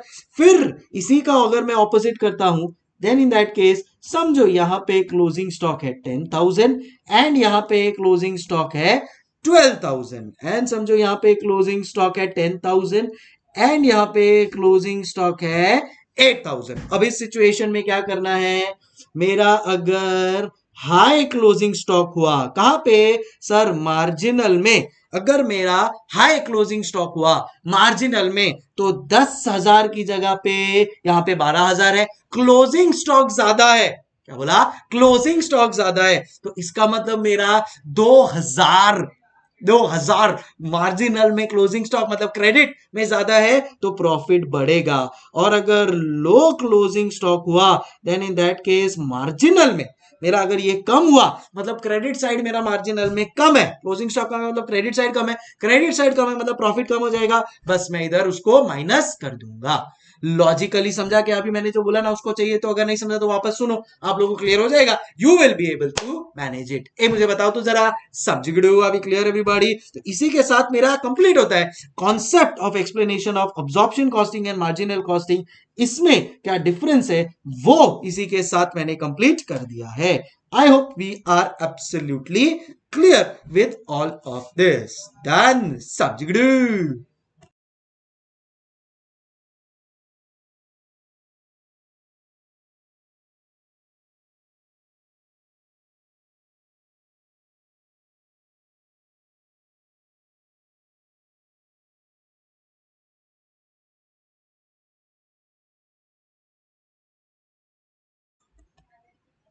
चलो अब अगर मैं आगे डिस्कशन करता हूं देन इन दैट केस आपको यहां पे क्या करना है, पीएनएल अकाउंट जो है ना अब्जॉर्प्शन कॉस्टिंग वाला, ये मार्जिनल कॉस्टिंग वाला, तो यहां पे जो मेरा पीएनएल अकाउंट है वैसा ही आप ये पीएनएल अकाउंट भी बना सकते हो, कोई टेंशन नहीं है। देखो मैंने ये सिंपल पीएनएल अकाउंट इसलिए बनाया सो दैट आपको इजी रहे समझने के लिए, राइट? बिकॉज अदरवाइज ये स्टेटमेंट फॉर्म थोड़ा डिफिकल्ट पड़ता है कुछ लोगों को, बट अगर आपको जमता है तो कोई प्रॉब्लम नहीं। तो देखो यहाँ पे क्या होता है, ओपनिंग स्टॉक लिख लिया अपन ने, वेरिएबल प्रोडक्शन ओवरहेड पे करके इधर सेल्स लिख लिया, क्लोजिंग स्टॉक लिख लिया, direct material direct labour variable overhead हो गया, admin overhead sales distribution overhead हो गया। ये है मेरा इधर अंडर अब्जॉर्प्शन, ये है मेरा इधर ओवर अब्जॉर्प्शन, ये है मेरा इधर अंडर अब्जॉर्प्शन, ये है मेरा इधर ओवर अब्जॉर्प्शन। तो अब ये ओवर अब्जॉर्प्शन अंडर अब्जॉर्प्शन क्या होता है ये भी आप लोग को मैं 2 मिनट में समझा देता हूं ताकि आप लोग को हर एक चीज के ऊपर क्लैरिटी आ जाएगी। ओवर अब्जॉर्प्शन अंडर अब्जॉर्प्शन, सो क्या होता है कि समझो अभी जैसे यहां पे मैंने क्या किया कि मैंने टोटल बजटेड फिक्स्ड कॉस्ट लिया divide by total budgeted production ले लिया। टोटल बजटेड फिक्स्ड कॉस्ट है 8 लाख रुपए का, बजटेड प्रोडक्शन है 2 लाख यूनिट्स का, तो 4 रुपए मैं एक यूनिट से 4 रुपए फिक्स्ड कॉस्ट के नाम पे ले रहा हूं। एक यूनिट से 4 रुपए मैं फिक्स्ड कॉस्ट के नाम पे ले रहा हूं, बराबर के नहीं? यस सर बराबर। तो समझो अभी अगर मेरे को एक पेन बनानी है देन इन दैट केस मैं क्या करता हूं, variable cost fixed cost add करता हूं तो टोटल कॉस्ट मिल जाता है। समझो वेरिएबल कॉस्ट है 10 रुपया, फिक्स्ड कॉस्ट है 4 रुपया, तो 14 रुपीज का मेरा टोटल कॉस्ट आया, बराबर है। अब इसमें मैं मेरा प्रॉफिट ऐड करता हूं 6 रुपया, तो टोटल 20 रुपीज का ये पेन हो जाता है। कितना है? 20 रुपीज का ये पेन हो जाता है। अब ऐसा सोचो कि मैंने ये 4 रुपया किस हिसाब से किया था कि मैं 2 लाख यूनिट्स का प्रोडक्शन करूंगा। अब दो चीज पॉसिबल है, या तो मैं एक्चुअल में 2 लाख यूनिट्स करूं तो प्रॉब्लम ही नहीं है, बट अगर समझो मैंने 2,10,000 यूनिट्स बना के बेच दिया, तो मैं तो सोच रहा था कि मैं खाली 2 लाख यूनिट बनाऊंगा, मल्टीप्लाई बाय 4 8 लाख रुपए आएगा, बट यहां पे मैंने तो 2,10,000 यूनिट बना दिया है, मल्टीप्लाई बाय 4, तो कैन आई से 8,40,000, कितना 8,40,000 मैंने रिकवर कर लिया फिक्स्ड कॉस्ट के नाम पे। तो ये क्या होता है, ये होता है ओवर रिकवरी, जिसको आप प्यार से बोल सकते हो ओवर अब्जॉर्प्शन, समझे। एंड हो सकता है इसके ऑपोजिट में 1,90,000 यूनिट्स ही बनाऊं मैं, मल्टीप्लाई बाय 4, तो मैं 8 लाख यूनिट्स के जगह पे खाली 7,60,000 ही रिकवर कर पाया फिक्स कॉस्ट के नाम पे, क्योंकि मैं तो 1,90,000 यूनिट्स ही बनाया। जितना भी यूनिट्स बेचूंगा 4 रुपए मिलने वाला है मेरे को, तो क्योंकि मैंने मेरा प्राइस हिसाब से डिसाइड कर लिया है, तो 7,60,000 मेरा क्या हो जाएगा, कम रिकवर हुआ है पैसा। इसको कहेंगे अपन अंडर रिकवरी, या इसको अपन कह सकते हैं अंडर अब्जॉर्प्शन। ए समझ गए हो, अभी क्लियर एवरीबॉडी। सो ये होता है ओवर अब्जॉर्प्शन, ओवर रिकवरी या अंडर अब्जॉर्प्शन। अगर ओवर अब्जॉर्प्शन हुआ तो क्रेडिट कर देना उसको भाई, और अगर अंडर अब्जॉर्प्शन हुआ तो डेबिट कर देना। अंडर अब्जॉर्प्शन मतलब कम रिकवरी हुआ, मतलब मेरा खर्चे जैसा है, लॉस जैसा है, और अगर ओवर अब्जॉर्प्शन हुआ मतलब मेरे को एक्स्ट्रा पैसा मिला, it is treated as my extra income. Marginal में ये सब कॉन्सेप्ट ही नहीं है अब्जॉर्प्शन का, क्योंकि मार्जिनल में तो फिक्स कॉस्ट टोटलिटी पे अपन ने यहां पे खाली वेरिएबल प्रोडक्शन ओवरहेड ही लिया है ओपनिंग और क्लोजिंग स्टॉक एवेल्युएशन के लिए, तो कोई टेंशन नहीं है। आई होप एकदम लॉजिकली अभी आपको क्लियर हो गया होगा, रिकंसिलिएशन भी करवा दिया आपको, एंड ये जो इसका लॉजिक्स है वो भी आप लोगों को क्लियर हो गया होगा। प्लीज कंफर्म कर दो, अभी क्लियर एवरीबॉडी? इफ यस तो चलो कहानी को आगे बढ़ाएंगे। तो नेक्स्ट कॉन्सेप्ट है मेरा application of CVP analysis in decision making. Wow क्या मस्त कॉन्सेप्ट है। अगेन स्टूडेंट से कई बार ये इग्नोर हो जाता है, उनको लगता है कि बस हमारी मार्जिनल कॉस्टिंग की जो दुनिया है वो PV ratio, break even points और मार्जिन ऑफ सेफ्टी पे ही है। नहीं, इसके अलावा भी काफी सारी चीजें जो आपके मॉड्यूल में से ही उठा के मैं आपको फटाफट क्विक रिवीजन करवा रहा हूं, तो please do not miss it, करके जाना। एग्जाम में अगर कुछ ट्रिकी पूछा तो ये सब भी इंस्टीट्यूट पूछ सकता है, अपने को प्रिपेयर्ड रहना है हर तरह से। तो ये लोग क्या बोलते हैं कि भाई देखो, अगर आपको कभी भी कोई डिसीजन लेना है तो पहले प्रॉब्लम को आइडेंटिफाई करो, और वो आइडेंटिफिकेशन ऑफ प्रॉब्लम के बाद ऑप्शंस ढूंढो क्या क्या है आपके पास। से फॉर एग्जांपल आपकी लाइफ में प्रॉब्लम है कॉस्टिंग, तो आप ऑप्शन देखोगे कि मैं मॉड्यूल से पढ़ूं, मैं संकल्प सर की ऑप्टिमाइज से पढ़ूं, मैं यहाँ पे आरटीपी एमटीपी से पढ़ूं, पास्ट पेपर सजेस्टेड आंसर से पढ़ूं। तो आप क्या कर रहे हो, आइडेंटिफाई कर रहे हो ऑप्शन, उसके बाद आप इवेल्युएट करते हो। आप इवेल्युएट करते हो यार कि अगर मैं इंस्टीट्यूट के मटेरियल पे जाता हूं तो मेरे पास मॉड्यूल भी है आईसीआई का, मेरे पास मेरे को अलग से आरटीपी करना पड़ेगा, अलग से पास्ट पेपर करना पड़ेगा, मेरे को अलग से एमटीपी करना पड़ेगा, क्यों ना मैं उससे अच्छा सिलेक्ट कर लूं ऑप्टिमाइज, जिसमें एक ही बुक में सब कुछ अवेलेबल है, थियोरी भी है, प्रैक्टिकल भी है, सब मेरा मॉड्यूल भी है, आरटीपी भी है, एमटीपी भी है, और वाह और क्या चाहिए। तो मैंने क्या किया, पहले प्रॉब्लम देखी। प्रॉब्लम थी कि मैं कंफ्यूज था कि module, RTP, MTP, past paper अलग अलग अलग सब करूं या ऑप्टिमाइज ले लूं। फिर बाद में मैंने आइडेंटिफाई की ऑप्शंस, प्रॉब्लम में ऑप्शंस आइडेंटिफाई किए ये दोनों, उस ऑप्शन में से मुझे इवैल्यूएशन करके लगा कि और ऑप्टिमाइज ले लेता हूं, सब एक में ही कवर्ड है, और फिर मैंने उसको जो बेस्ट लगा उसको मैंने क्या कर लिया, सिलेक्ट कर लिया। कोई भी डिसीजन लेना होता है आपको ये 4 स्टेप फॉलो करने पड़ते हैं। पहले आप आइडेंटिफाई करो, प्रॉब्लम को आइडेंटिफाई करो, फिर क्या क्या ऑप्शंस है उसको देखो, जैसे आपने वो सब देख लिया, इवैल्यूएट करो क्या बेस्ट ऑप्शन है, और फिर उसको जे बात करके सिलेक्ट कर लो, जे बात करके सिलेक्ट कर लो। तो ये बेसिकली आपको ऐसे डिसीजन मेकिंग में ये 4 चीजें लेनी होती है। चलो अब आते हैं principles for identification of cost and benefit for measurement. तो दो होते हैं यहाँ पे, एक होता है कंट्रोलेबिलिटी, दूसरा होता है रेलेवेंस। कंट्रोलेबिलिटी मतलब ऐसा कॉस्ट जो अपने कंट्रोल में है, that is called as controllability. और दूसरा है रेलेवेंस। रेलेवेंस मतलब ऐसा कॉस्ट जो एक्चुअली रेलेवेंट है मेरे बिजनेस के डिसीजन के लिए। दोनों का मैं आपको एग्जांपल देता हूं। पहला एग्जांपल है कंट्रोलेबिलिटी का। समझो कोई कॉस्ट है जो, समझो मेरा बिजनेस है, बिजनेस में ट्रांसपोर्टेशन कॉस्ट होता है, पर अब ये जो ट्रांसपोर्टेशन कॉस्ट है, कहना इसे ये डिपेंडेंट है पेट्रोल के ऊपर, और पेट्रोल का प्राइस डिपेंडेंट है ग्लोबल क्रूड ऑयल के ऊपर, कि भाई ग्लोबली अगर क्रूड ऑयल का भाव बढ़ गया तो पेट्रोल का भाव बढ़ जाएगा, तो ट्रांसपोर्टेशन का कॉस्ट बढ़ जाएगा। तो क्या वो मेरे हाथ में है क्या मैं ग्लोबल क्रूड ऑयल को मैनेज कर रहा हूं क्या? नहीं सर, आपके हाथ में नहीं है। तो अगर कोई ग्लोबल चीज जो मेरे हाथ में नहीं है वो ऊपर नीचे हो रही है तो वो I can not control that, तो वो कंट्रोलेबल नहीं है, तो उसको कहते हैं कंट्रोलेबिलिटी। एनी कॉस्ट या बेनिफिट जो मेरे कंट्रोल में है उसको मैं मैनेज कर सकता हूं, उसको कहते हैं कंट्रोलेबिलिटी अनकंट्रोलेबिलिटी फैक्टर्स। एंड दूसरा होता है रेलेवेंस इररेलेवेंस। अगर कोई कॉस्ट मेरा डिसीजन के हिसाब से चेंज हो रहा है तो उसको कहते हैं रेलेवेंट कॉस्ट, अदरवाइज उसको कहते हैं इररेलेवेंट कॉस्ट। फॉर एग्जांपल, सबसे बेस्ट एग्जांपल मैं दे सकता हूं कि समझो आपको कोई डिसीजन लेना है, जैसे कि आप अगर सीए में प्रैक्टिस करते हो, समझो आप सीए का खुद का प्रैक्टिस चालू करते हो, सीए प्रैक्टिस पता होगा आपको, या दूसरा ऑप्शन है कि आप समझो खुद का बिजनेस चालू करते हो। अब आप सीए का प्रैक्टिस चालू करो या आप खुद का बिजनेस चालू करो, आपको दोनों में रेंट 2-2 लाख रुपए ही लगने वाला है। तो अब अगर आप प्रैक्टिस चालू करो तो भी 2 लाख रुपए का रेंट देना है, अगर आप बिजनेस चालू करो तो भी आपको 2 लाख रुपए का रेंट लेना है क्योंकि ऑफिस खरीदना पड़ेगा। तो ऐसे सिचुएशन में ऐसा जो कॉस्ट है ना वो इररेलेवेंट हो जाता है, क्योंकि कोई भी मैं डिसीजन लूं, मैं प्रैक्टिस करूं सीए का या बिजनेस करूं, मुझे 2 लाख का तो खर्चा होने ही वाला है, तो वो इररेलेवेंट, उसके बेसिस पे मैं डिसीजन नहीं लूंगा। तो रेलेवेंट क्या हुआ सर? ऐसा कॉस्ट जो अलग अलग है दोनों के लिए। सिर्फ फॉर एग्जांपल मैं आपको बोलता हूं कि मैं जॉब कर रहा हूं और मैं सामने दूसरा मेरे पास ऑप्शन है कि मैं टीचिंग करूं। अब अगर टीचिंग करूंगा तो मेरे को रेंट पे क्लास लेना पड़ेगा, तो उसका 2 लाख रुपया हो गया। बट अगर मैं जॉब करूंगा तो मेरे को रेंट पे वो क्लास नहीं लेना पड़ेगा, तो उतना मेरा 2 लाख रुपया बच जाएगा। तो एक ऐसा कॉस्ट जो अलग अलग है दोनों ऑप्शंस के लिए, इसको कहते हैं रेलेवेंट कॉस्ट। क्या बोला? इसको कहते हैं रेलेवेंट कॉस्ट। ए समझ गए? I clear everybody? सो ये हो गया मेरा relevant irrelevant. Cost which changes which change in decision making उसको रेलेवेंट, और does not change in decision making उसको कहते हैं इररेलेवेंट। अभी क्लियर? ये देखो थोड़ा हाई फाइव अंडू सब मैं आपके कवर कर रहा हूं रिवीजन बेसिस पे। I hope you are understanding, खाली फॉर्मूलाज पे स्टिक नहीं कर रहे अपन। चलो एग्जाम में आ सकता है यस, इसीलिए बिकॉज ऐसा कुछ थ्योरी या कुछ आया तो आप ब्लैंक नहीं हो जाने चाहिए। ठीक है, अब आ जाते हैं कुछ कॉस्ट और उनके बारे में बताया कि वो रेलेवेंट है या नहीं।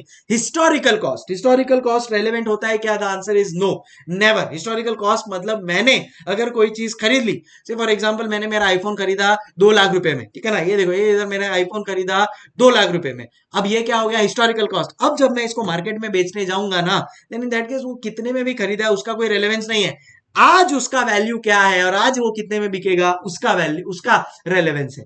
हिस्टोरिकल कॉस्ट कोई रेलेवेंस नहीं, 2 लाख में खरीदा हो या 20 लाख में खरीदा हो, आज उसका वैल्यू है क्या तो बिकेगा जितना आप उसका वैल्यू मांगोगे। नहीं है वैल्यू तो नहीं बिकेगा। आपने 2 लाख में लिया है, 20 लाख में लिया, उससे जो खरीदार है उसको कोई लेना देना नहीं है। तो ये होता है हिस्टोरिकल कॉस्ट। संक कॉस्ट भी ऑलमोस्ट सेम ही है। सो अभी अगेन हिस्टोरिकल कॉस्ट क्या रेलेवेंट है क्या? नहीं सर, इररेलेवेंट है, कोई अपने को उसका काम नहीं है। संक कॉस्ट भी हिस्टोरिकल कॉस्ट जैसे ही खर्चा हो गया, कोई खर्चा हो गया, अब उसका कोई अपने को काम नहीं है, बिकॉज वो खर्चा तो हो चुका है। अब क्या फायदा? कुछ नहीं होने वाला है उससे, अपने को खर्चा तो हो चुका है, पास्ट कॉस्ट है। समझो आपने एग्जाम फॉर्म भर दिया, समझो आपने आपके एग्जाम का फॉर्म भर दिया, बट आपका प्रेपरेशन नहीं हुआ पढ़ाई का, तो अब आपने एग्जाम फॉर्म का पैसा तो भर दिया, 3,000 रुपया से फॉर एग्जाम्पल एग्जाम फॉर्म का पैसा है, आपने वो एग्जाम फॉर्म के साथ पैसा 3,000 रुपया भर दिया। अब आप इंस्टीट्यूट को फोन करके बोले इंस्टीट्यूट मैं ना अपना एग्जाम नहीं दे रहा हूं, तो क्या आपको इंस्टीट्यूट 3,000 रुपया रिफंड करने वाली है क्या? नहीं, वो आपका खर्चा हो गया, वो आपका संक कॉस्ट है। समझे? फिर बाद में है कमिटेड कॉस्ट। कमिटेड कॉस्ट भी सिमिलर टू यही संक कॉस्ट जैसे हो गया कि आपने अगर पैसा दे दिया किसी को, इंस्टीट्यूट को पैसा दे दिया 3,000 रुपया, तो अब आपने कमिट कर दिया है, अब उसका पैसे का कुछ नहीं हो सकता है, वो भी इररेलेवेंट है। अब आप कुछ भी डिसीजन लो, वो 3,000 रुपया आपका गया, तो क्या हो गया? इररेलेवेंट।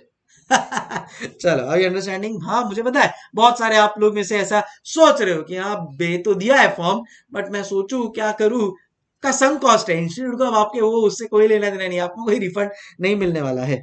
हिस्टोरिकल कॉस्ट नहीं, अच्छा ये गलती से इधर आ गया, ये अपॉर्चुनिटी कॉस्ट है। अपॉर्चुनिटी कॉस्ट बहुत रेलेवेंट होता है। अपॉर्चुनिटी कॉस्ट का मतलब क्या होता है? Value of benefit foregone. मतलब अगर मेरे पास 10 लाख रुपए है तो मैं दो चीज कर सकता हूं, या तो मैं उसको बैंक में डिपॉजिट करके फिक्स्ड इंटरेस्ट कमा लूं, या वो 10 लाख से मैं मेरा बिजनेस चालू कर दूं। तो मैं सोचता हूं कि नहीं मैं बिजनेस चालू करूंगा, तो अगर मैं बिजनेस चालू करता हूं तो वो जो मेरे पास अपॉर्चुनिटी था 10 लाख रुपए बैंक एफडी में डाल के उससे इंटरेस्ट कमाने का, वो अपॉर्चुनिटी मेरा चला गया। अब मैं उससे वो नहीं कमा पाऊंगा, तो मेरे बिजनेस का ये रिस्पॉन्सिबिलिटी है कि ये जो मेरा रेंट छूट गया है वो अपॉर्चुनिटी कॉस्ट लेकर उसको मेरे डिसीजन में लो। मतलब मेरे को वो अपॉर्चुनिटी कॉस्ट को मेरे एक्चुअल कॉस्ट कंसिडर करना पड़ेगा। So any value of benefit foregone it becomes a opportunity cost. मैं आपको बोलता हूं, मैंने जब बिजनेस चालू किया था टीचिंग का, तो मैंने मेरे जो जॉब करता था वो जॉब को छोड़ दिया, तो जॉब से जो सैलरी मिलने वाली थी वो मेरे बिजनेस के लिए क्या बन गई, अपॉर्चुनिटी कॉस्ट, क्योंकि मैंने कोई मेरा बेनिफिट छोड़ दिया है। Are we understanding? यस, तो रेलेवेंट हो जाता है। Notional cost opportunity cost almost same है, तो ये रेलेवेंट हो जाते हैं। शटडाउन कॉस्ट, शटडाउन कॉस्ट का मतलब क्या होता है कि समझो अभी जैसे कोरोना आ गया था, तो कोरोना अगर हो गया देन इन दैट केस मैं सोच रहा हूं कि यार मेरे को जो है ना मेरा बिजनेस है ना आने वाले 6 महीने तक नहीं चलेगा, क्योंकि कोरोना में समझो मेरा होटल का बिजनेस है। अब अपन सबको पता है कि कोरोना के टाइम पे होटल तो सब बंद हो गए थे, तो क्या मेरा वो बिजनेस बंद चलने वाला है क्या 6 महीना? नहीं। तो मैं क्या कर दूंगा, कुछ टाइम के लिए अपने बिजनेस को शट डाउन कर दूंगा।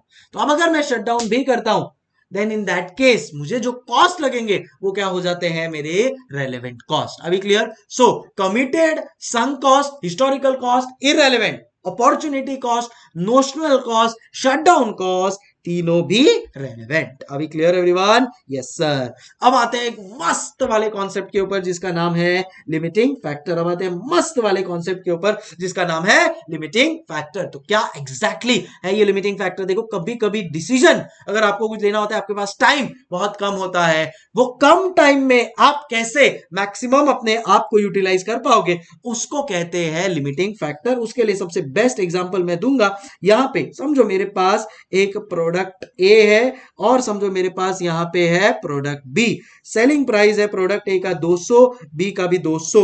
रॉ मटेरियल कॉस्ट सबसे इंपॉर्टेंट यहां पे है 100, यहां पे है से 40।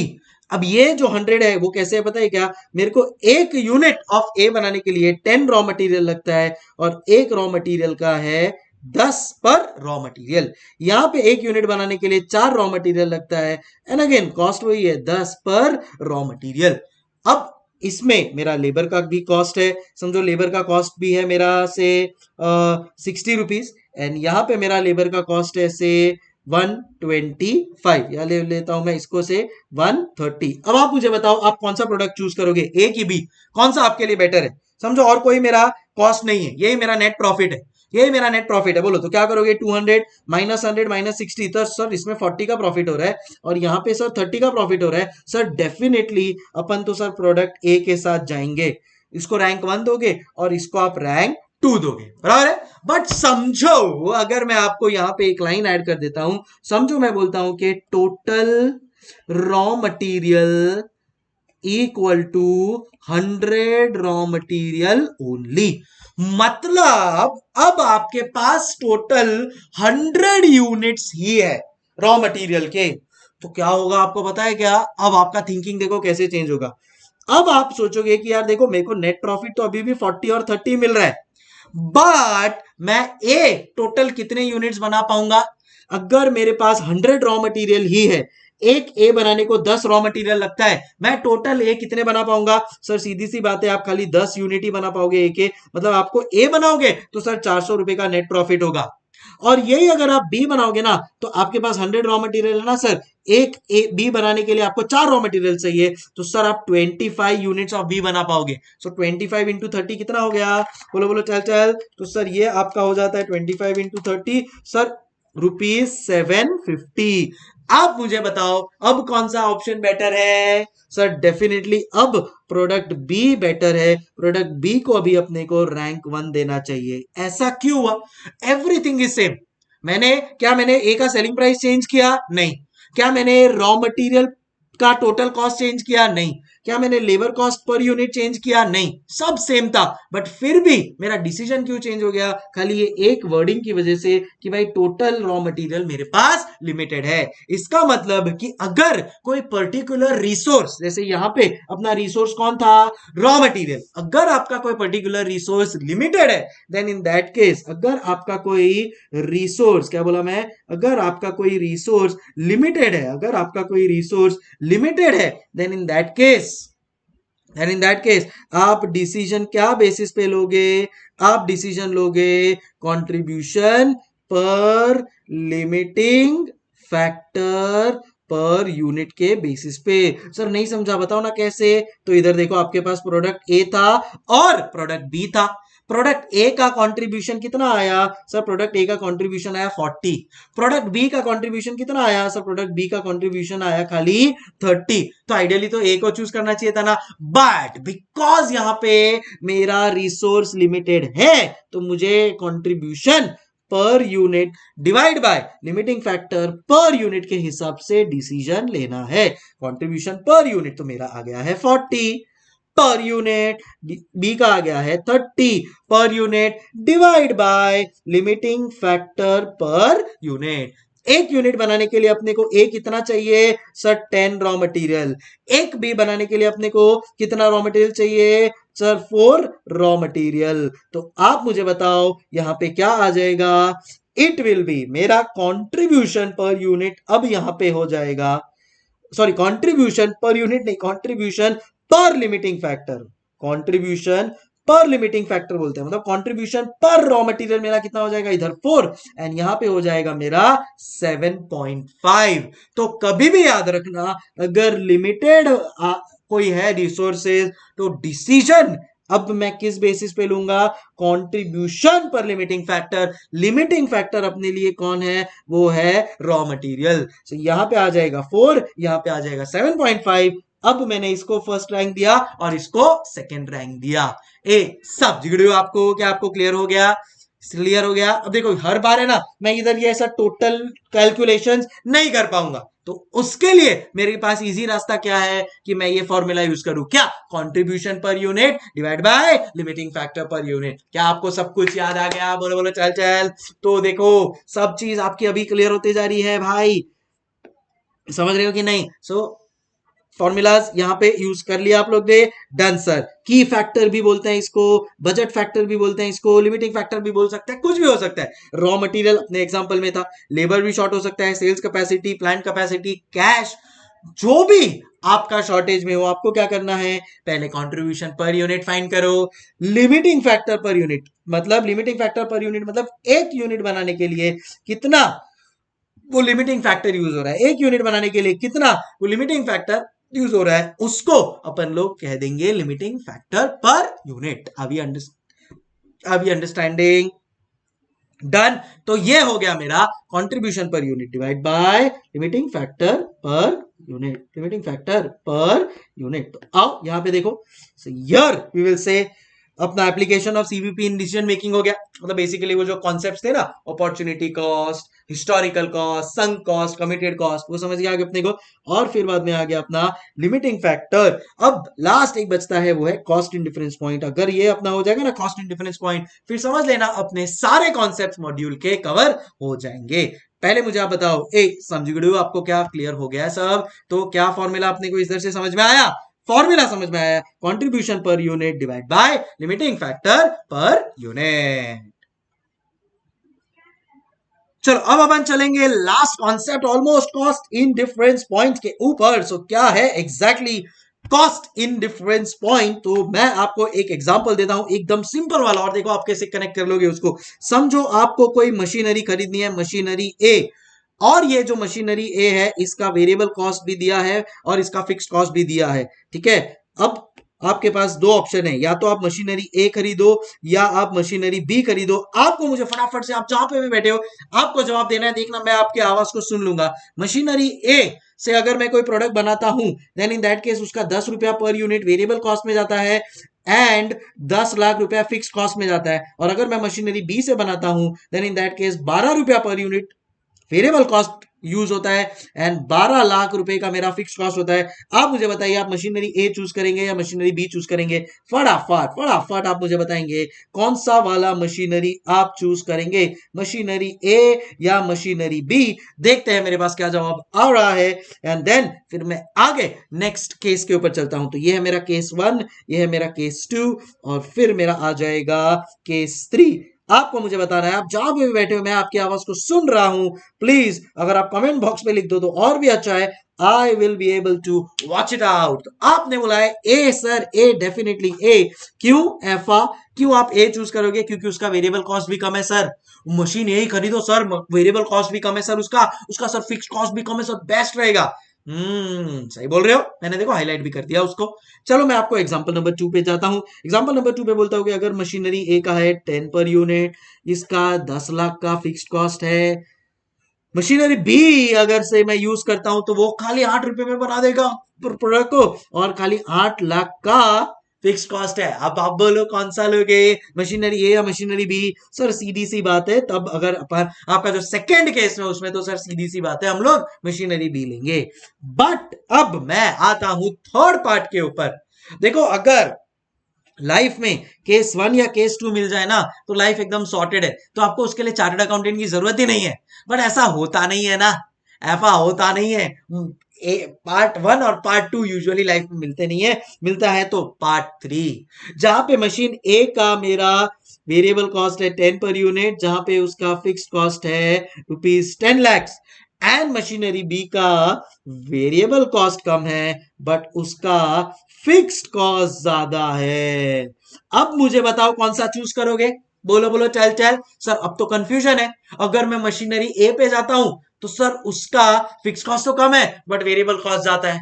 अगर मैं मशीनरी बी पे जाता हूं देन इन दैट केस उसका वेरिएबल कॉस्ट तो कम है बट फिक्स कॉस्ट ज्यादा है। तो सर क्या करूं ऐसे सिचुएशन में? सर समझ में नहीं आ रहा है। बस ऐसे ही सिचुएशन के लिए यूज होने वाला है अभी अपना जो कॉन्सेप्ट अपन पढ़ने वाले हैं, जिसका नाम है कॉस्ट इन डिफरेंस पॉइंट। तो कॉस्ट इन डिफरेंस पॉइंट क्या बोलता है कि जब भी आप ऐसे कोई सिचुएशन में अटक गए हो जहां पे एक का वेरिएबल कॉस्ट ज्यादा है, दूसरे का फिक्स कॉस्ट कम है, एक का वेरिएबल कॉस्ट ज्यादा है, दूसरे का फिक्स कॉस्ट ज्यादा है, सो इन सच सिचुएशंस आपको यूज करना है कॉस्ट इन डिफरेंस पॉइंट। ये कॉस्ट इन डिफरेंस पॉइंट के कॉन्सेप्ट पे आप क्या करोगे पता है क्या? You will use the formula, क्या कि ऐसा पॉइंट जहां पे अगर मैं ए चूज करूं या बी, मेरे को कोई फर्क नहीं पड़ेगा, मेरे को सेम कॉस्ट जाएगा। तो let X be the number of units, let X be the number of units, let X be the number of units, जहां पे मैं एक्स ए चूज करूं मशीन या बी चूज करूं कोई फर्क नहीं पड़ता है, बट मेरे को एक्स नंबर ऑफ यूनिट्स बेचना है। तो एफा पॉइंट जहां पे मैं एक्स बेचू, एक्स नंबर ऑफ यूनिट्स बेचू, तो अगर मैं ए मशीन लू या बी मशीन लू मेरे को सेम कॉस्ट ही आने वाला है। तो कहना इससे x is the number of unit जो जहां पे मैं इनडिफरेंट हूं। तो इसके लिए ये सिचुएशन को बोलते हैं एफ ए सिचुएशन में total cost of A will be equal to total cost of B, total cost of A will be equal to total cost of B. मतलब अगर मैं वेरिएबल कॉस्ट की बात करूं then in that case variable cost मेरा कितना होगा? तो मैं बोलता हूं एक यूनिट बनाने के लिए सर 10 रुपया लगता है, multiply by X number of units अपन लोग तो बना रहे हैं, multiply by X number of units बना रहे हैं, प्लस फिक्स्ड कॉस्ट कितना हो जाएगा? सर फिक्स्ड कॉस्ट हो जाएगा 10 लाख का। एंड उसकी जगह पे अगर मैं बी बनाऊं तो 8 का वेरिएबल कॉस्ट प्लस 12 लाख का फिक्स्ड कॉस्ट। बट ये ऐसा पॉइंट है जहां पे मैं ए चूज करूं या बी, मेरा दोनों भी सेम ही कॉस्ट देने वाला है। सो अब इसको मैं जब सॉल्व करता हूं तो पता है क्या आता है? x इज इक्वल टू, आप इसको सॉल्व कर लेना मैथमेटिकली, तो 8x इधर आ जाएगा, ये इधर आ जाएगा, तो आपको समझ में आ जाएगा कि फॉर्मूला बैठ रहा है मेरा 12 lakh minus 10 lakh divide by 10x minus 8x, मतलब 2 lakh divide by 2x equal to 1 lakh units, equal to 1 lakh units. और अगर इसका फॉर्मूला मेरे को डिराइव करना है then in that case x जो मेरा कॉस्ट इन डिफरेंस पॉइंट है उसका फॉर्मूला आ जाएगा difference of fixed cost divide by difference of variable cost. देखो difference of fixed cost 10 lakh 12 lakh minus 10 lakh क्या है? वो डिफरेंस ऑफ फिक्स्ड कॉस्ट, दोनों का डिफरेंस ले लो, divide by difference of variable cost 10x minus 8x, and वो हो जाता है मेरा cost in difference point. And आप यहां पे आपका कंक्लूजन लिखोगे at cost in difference point आप चूज कर सकते हो कोई भी, चूज आइदर मशीन। अगर कॉस्ट इन डिफरेंस पॉइंट से ज्यादा है देन इन दैट केस आपको वो चूज करना है choose with higher fixed cost. याद रखना, अगर कॉस्ट इन डिफरेंस पॉइंट से ज्यादा प्रोडक्शन है, इधर मैं लिख देता हूं production more than cost in difference point है, तो choose with higher fixed cost. कौन सा ऑप्शन चूज करना है? जिसका फिक्स्ड कॉस्ट ज्यादा है। और अगर समझो आपका production less than cost in difference point है, देन इन दैट केस आपको चूज करना है with lower fixed cost. Then आपको चूज करना है with lower fixed cost. Are we clear everybody? तो अगर मेरे वाले एग्जांपल में समझो मैं 1,00,000 यूनिटी बनाता हूं, मेरा तो थर्ड केस था ना, उसमें मैं 1,00,000 यूनिट बनाता हूं, तो मैं कौन सा चूज करूं? तो सर आप ए चूज करो या बी चूज करो, कोई फर्क नहीं, अलबत्ता कोई फर्क नहीं पड़ता। दूसरा, अगर समझो मैं 1,50,000 यूनिट्स बनाता हूं, तो अगर मेरा कॉस्ट इन डिफरेंस पॉइंट से ज्यादा प्रोडक्शन है, विच इज 1,50,000 यूनिट, तो मैं कौन सा चूज करूंगा? One with higher fixed cost, मतलब मैं चूज करूंगा मशीन बी। और अगर समझो मेरा 90,000 यूनिट्स का ही प्रोडक्शन है, तो one with lower fixed cost, तो मैं चूज करूंगा मशीन ए। समझ गए? अभी क्लियर एवरीबॉडी? तो ऐसे यूज होता है कॉस्ट इन डिफरेंस पॉइंट। तो सर आपने क्यों इधर choose with higher fix cost को हायर प्रोडक्शन वाले में लिया? बिकॉज जिसका ज्यादा प्रोडक्शन है ना, वो ज्यादा फिक्स कॉस्ट को अब्सॉर्ब कर पाएगा, इसके लिए वो लॉजिक के पीछे। अगर ज्यादा प्रोडक्शन है कॉस्ट इन डिफरेंस पॉइंट से, तो हायर फिक्स कॉस्ट वाला लो, and vice versa. Are we clear? तो ये हो जाता है मेरा cost in difference point. Formula क्या है? Difference of fixed cost divide by difference of variable cost. अगर मैं यहां पे आ जाता हूं, देन इन दैट केस देखेंगे cost in difference point means point at which company is indifferent for selecting any alternative refers to a alternative जहां पे total cost of two alternatives is same. Total cost of A is equal to total cost of B. तो अब variable cost of A plus fixed cost of A is equal to variable cost of B plus fixed cost of B. And मेरा formula आ जाता है difference in variable fixed cost divide by difference in variable cost, जो आपको मैंने अभी prove कर दिया है बॉस, एग्जांपल्स के साथ प्रूव कर दिया है, एग्जांपल्स के साथ, राइट? एंड अगर बिलो इंडिफरेंस पॉइंट हुआ तो lower fixed cost, above indifference point हुआ तो लोअर वेरिएबल कॉस्ट या हायर फिक्स्ड कॉस्ट भी आप ले सकते हो, एक ही बात है।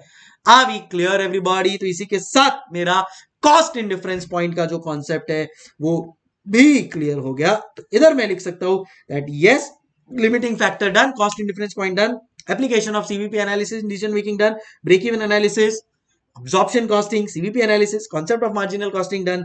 लास्ट में आता है मेरा फॉर्मूलाज और फिर स्टार्ट हो जाएंगे मेरे सम्स। तो चलो एक क्विक रिवीजन ले लेते हैं फॉर्मूलाज का, so that everything is on the right page. So मेरे किधर है ये फॉर्मूलाज? उसके पहले कुछ थियोरी क्वेश्चंस है, चलो उसको फटाफट देख लेते हैं। तो पहला थियोरी क्वेश्चन है कि elaborate practical application for marginal costing, मतलब मार्जिनल कॉस्टिंग कहां पे आप यूज कर सकते हो? प्राइसिंग के लिए, डिसीजन मेकिंग के लिए, प्रॉफिट फाइंड करने के लिए, प्रोडक्शन लेवल डिटरमाइन करने के लिए, ये सब 3-4 जगह पे आप यूज कर सकते हो। जस्ट गो थ्रू, याद लर्न करने की जरूरत नहीं, ऑटोमेटिकली सेट हो जाएगा। लिमिटेशन क्या है मार्जिनल कॉस्टिंग के? अगर आपका फिक्स्ड और वेरिएबल कॉस्ट आप क्लासिफाई नहीं कर पा रहे हैं तो वो एक प्रॉब्लम है। डिपेंडेंस ऑन की फैक्टर्स, जैसे अगर कोई लिमिटिंग फैक्टर है तो उसके ऊपर आपको फिर डिपेंड रह के आपको कैलकुलेशन करना पड़ेगा। प्रॉफिटेबिलिटी आएगा, उस हिसाब से देखना पड़ेगा। ये देखो जबरदस्ती का एक लिमिटेशन है, मेरे हिसाब से कोई रेलेवेंट है ही नहीं। फॉल्टी वैल्यूएशन, अगर आपने फिक्स्ड कॉस्ट और वेरिएबल कॉस्ट ही कैलकुलेट नहीं किया करेक्ट, गए आप। अनप्रिडिक्टेबल नेचर ऑफ कॉस्ट, अगर आप वो nature of cost he calculate नहीं कर पाए तो आप मार्जिनल कॉस्टिंग यूज नहीं कर पाओगे। Ignores time factor and investment, कहीं पे भी इन्वेस्टमेंट कितना हो रहा है बिजनेस में वो किसी ने देखा ही नहीं। एंड WIP का भी कहीं पे कुछ वैल्यूएशन का यूज नहीं किया। तो ये कुछ लिमिटेशंस है।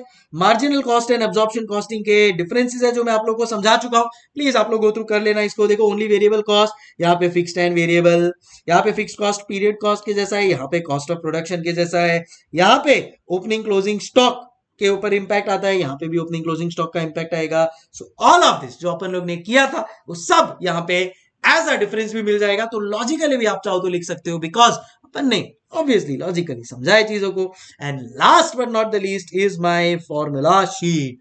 तो चलो एक फटाफट फॉर्मूला को क्विकली रिवाइज कर लेते हैं वापस से, तो आ जाएगा एक पॉजिटिविटी दैट यस, अब इस चैप्टर में से कुछ भी आ जाए मैं इजीली मैनेज कर सकता हूं। तो पहला है कंट्रीब्यूशन, क्या होता है? सेल्स माइनस वेरिएबल कॉस्ट, या फिक्स्ड कॉस्ट प्लस प्रॉफिट भी लिख सकते हो। देखो ना फॉर्मूला क्या है? Contribution sales minus variable cost is equal to contribution minus fixed cost is equal to net profit. अगर मैं यहां पे लिखता हूं ऐसे, 1000 का समझो सेल्स है, तो वेरिएबल कॉस्ट माइनस क्या, से फॉर एग्जांपल 600 का, तो 400 रुपए का कंट्रीब्यूशन आया, समझो 100 रुपए का मेरा फिक्स कॉस्ट है, तो कहना है से 300 का मेरा नेट प्रॉफिट है। अब मैथमेटिकली देखो, क्या मैं ये 400 को 100 प्लस 300 भी लिख सकता हूं? इसका मतलब मैं ये 400 को fix cost plus net profit भी लिख सकता हूं। प्रूव करके दिखाया आपको, यस सर। तो आप कंट्रीब्यूशन को फिक्स्ड कॉस्ट प्लस प्रॉफिट भी लिख सकते हैं। अभी क्लियर एवरीबॉडी? टोटल सेल्स क्या होता है? Selling price per unit into sales quantity obviously. Total variable cost क्या हो जाएगा? Variable cost per unit into sales quantity अपन लिख सकते हैं। सेल्स क्वांटिटी कितना आ जाएगा? अगर आपको चाहिए तो आप ये फॉर्मूलाज यूज कर सकते हो आपके सम्स के टाइम पे। देखो ये मैंने जितने भी फॉर्मूलाज पॉसिबल है ना, सब के सब आपके सामने प्रेजेंट कर दिए हैं। लॉजिकली आपको मैं इसमें से सब मेन फॉर्मूलाज एक्सप्लेन कर चुका हूं, बट इसके तरफ से जो वेरिएशन आते जाएंगे ना और एडिशन आते जाएंगे ना, उसका तो कोई लिमिट नहीं है। वो तो आप जितना प्रैक्टिस करोगे उतना बेटर होते जाएगा। जो बेस फॉर्मूलाज है, जैसे break even point in quantity fixed cost divide by contribution per unit, break even point in value fixed cost divide by P ratio, explain हो चुका है। या फिर अगर मेरे को margin of safety in quantity profit divide by contribution per unit, profit divide by PV ratio in value, explain हो चुका है बेस कॉन्सेप्ट। टोटल कॉस्ट क्या क्या होता है? Fixed cost plus variable cost, PV ratio का फॉर्मूला कंट्रीब्यूशन अपॉन सेल्स अपना हो चुका है। ब्रेक, अब ये देखो ये इंपॉर्टेंट चीजें हैं। Break even point in value can be written as break even point in quantity into selling price per unit. Margin of safety को अपन लिख सकते हैं total sales minus break even sales. या इधर देखो, इधर मैंने क्या लिखा है कि भाई आप टोटल सेल्स को break even sales plus margin of safety sales भी लिख सकते हो। Break even point in value को break even point in quantity into selling price per unit भी लिख सकते हो। That becomes your break even sales. Margin of safety in value, ये इधर आ जाएगा margin of safety in quantity into selling price per unit, जो था यहां पे सेम टू सेम उसी फॉर्मूला को कंटिन्यू कर रहे हैं अपन। Variance variable cost ratio is equal to 100% minus PV ratio. मैं आपको इसका मतलब बताता हूं क्या होता है। समझो मेरा पीवी रेशियो है 40%, कैन आई से मेरा पीवी रेशियो बेसिकली मेरा कंट्रीब्यूशन रेशियो है, बराबर है? तो अगर मेरा 40% का कंट्रीब्यूशन रेशियो है तो बचा क्या? बचा वेरिएबल कॉस्ट। तो वेरिएबल कॉस्ट रेशियो हो जाएगा 60%। तो कभी कभी वो आपका वेरिएबल कॉस्ट रेशियो डायरेक्टली नहीं देगा। आपको समझ जाना है कि अगर उसने पीवी रेशियो दे दिया है, 100 में से उतना पीवी रेशियो माइनस कर लो तो आपको वेरिएबल कॉस्ट रेशियो मिल जाएगा। समझे? तो ये भी इधर अपन लोग ने दे दिया कि भाई वेरिएबल कॉस्ट रेशियो क्या है। सेल्स एट इंडिफरेंस पॉइंट अपना हो गया है difference between fixed cost divide by difference between PV ratio कर सकते हो, difference between contribution per unit है, डिफरेंस बिटवीन वेरिएबल कॉस्ट है, everything can be used. Sales value, ये डिजायर्ड सेल्स वैल्यू था ना अपना, वो फॉर्मूला है fixed cost divide plus profit divide by PV ratio. Per unit में फाइंड करना है fixed cost plus profit divide by contribution per unit. आपको पीवी रेशियो का फॉर्मूला चाहिए, difference in profit divide by difference in sales भी कर सकते हो। कॉस्ट इन डिफरेंस पॉइंट का formula difference in fixed cost divide by difference in variable cost. Limiting factor का formula contribution per unit divide by limiting factor per unit. अभी clear? And एक last मैंने formula add करवाया, आप अलग से आप ऐड कर देना, उधर ही जगह है उधर। Percentage margin of safety sales can be written है। देखो यहां पे टोटल सेल्स क्या है? Break even sales plus margin of safety sales. तो मार्जिन ऑफ सेफ्टी बेसिकली क्या हुआ? अगर total sales break even sales plus margin of safety है तो ये ब्रेक इवन सेल्स इधर आ जाएगा, तो क्या हो जाएगा? मार्जिन ऑफ सेफ्टी का formula actual sales minus break even sales, तो ये डिवाइड बाय एक्चुअल सेल्स करोगे तो मार्जिन ऑफ सेफ्टी का परसेंटेज भी आपको मिल जाएगा। तो ये फॉर्मूला भी आपको अगर यूज करना है देन एट दैट केस आप इजीली इसको यूज कर सकते हो। Are we clear everybody? So ये मैजिक बुक में एक ही जगह पे सब फॉर्मूलाज भी मिल गया आपको, तो कोई टेंशन नहीं है। इंडिविजुअल फॉर्मूलाज तो अपन ने किया ही, एक जगह पे भी आ गया बिकॉज एग्जाम टाइम पे उसकी अपने को जरूरत पड़ती है, एंड वो भी चीज अपने पास यहाँ पे अवेलेबल है, तो कोई टेंशन नहीं है। इसी के साथ जितने भी फॉर्मूलाज थे डन, जितने भी कॉन्सेप्ट, एब्जॉर्प्शन कॉस्टिंग, ये वो PV ratios, everything done and dusted as regards marginal. अब स्टार्ट होते हैं मेरे मास्टर सम्स। इसमें देखो मैंने क्या कवरेज रखा है, इसमें कवरेज रखा है मैंने ब्रेक इवन पॉइंट के सम से रिलेटेड दो, एक कंबाइंड ब्रेक इवन पॉइंट का रखा है मैंने, फिर profit margin of safety break even quantity का एक फॉर्मूला के हिसाब से अपने को कैलकुलेट करना है, वो कॉन्सेप्ट का रखा है। अब्जॉर्प्शन वर्सेस मार्जिनल का एक क्वेश्चन रखा है, फिर अपॉर्चुनिटी कॉस्ट का एक क्वेश्चन रखा है मैंने, लिमिटिंग फैक्टर का क्वेश्चन रखा है मैंने, कॉस्ट इन डिफरेंस पॉइंट का क्वेश्चन रखा है। तो सब कवर्ड है, सब कॉन्सेप्ट उसका एक सम, सब कॉन्सेप्ट उसका एक सम, इजी हो जाता है। डिसीजन मेकिंग का एक कॉन्सेप्ट रखा है मैंने, लिमिटिंग फैक्टर भी डिसीजन मेकिंग रखा है, एंड इसी के साथ कंप्लीट हो जाएगा अपना ये पूरा चैप्टर। सो थ्योरी फॉर्मूलाज इस चैप्टर का मैं पूरी तरह से करवा चुका हूं। आई प्लीज अपने कमेंट्स बॉक्स में बताना कैसा लगा आपको ये सेशन। आई होप सब कुछ समझ में आ गया होगा, एक एक चीज एक एक फॉर्मूला अपन लोग ने लिख के कर लिया है, सो थिंग्स आर क्लियर। अगर आपको चाहिए कि सर ऐसे ही क्विक फायर वे में आप सम्स भी करवा दो, then in that case comment box पे आप शेयर कर दीजिए, and definitely I will be happy to help with quick revision of sums as well. चलो for now time for me to say hasta la vista guys. I hope session आपके लिए fruitful रहा, useful रहा होगा। Thank you so much. मिलते हैं अगले session में और एक चैप्टर के क्विक रिवीजन सेशंस के साथ। hasta la vista। कुछ आपको अलग से मेरी तरफ से चाहिए, please drop me a comment and anything else, I'll be happy to help you out.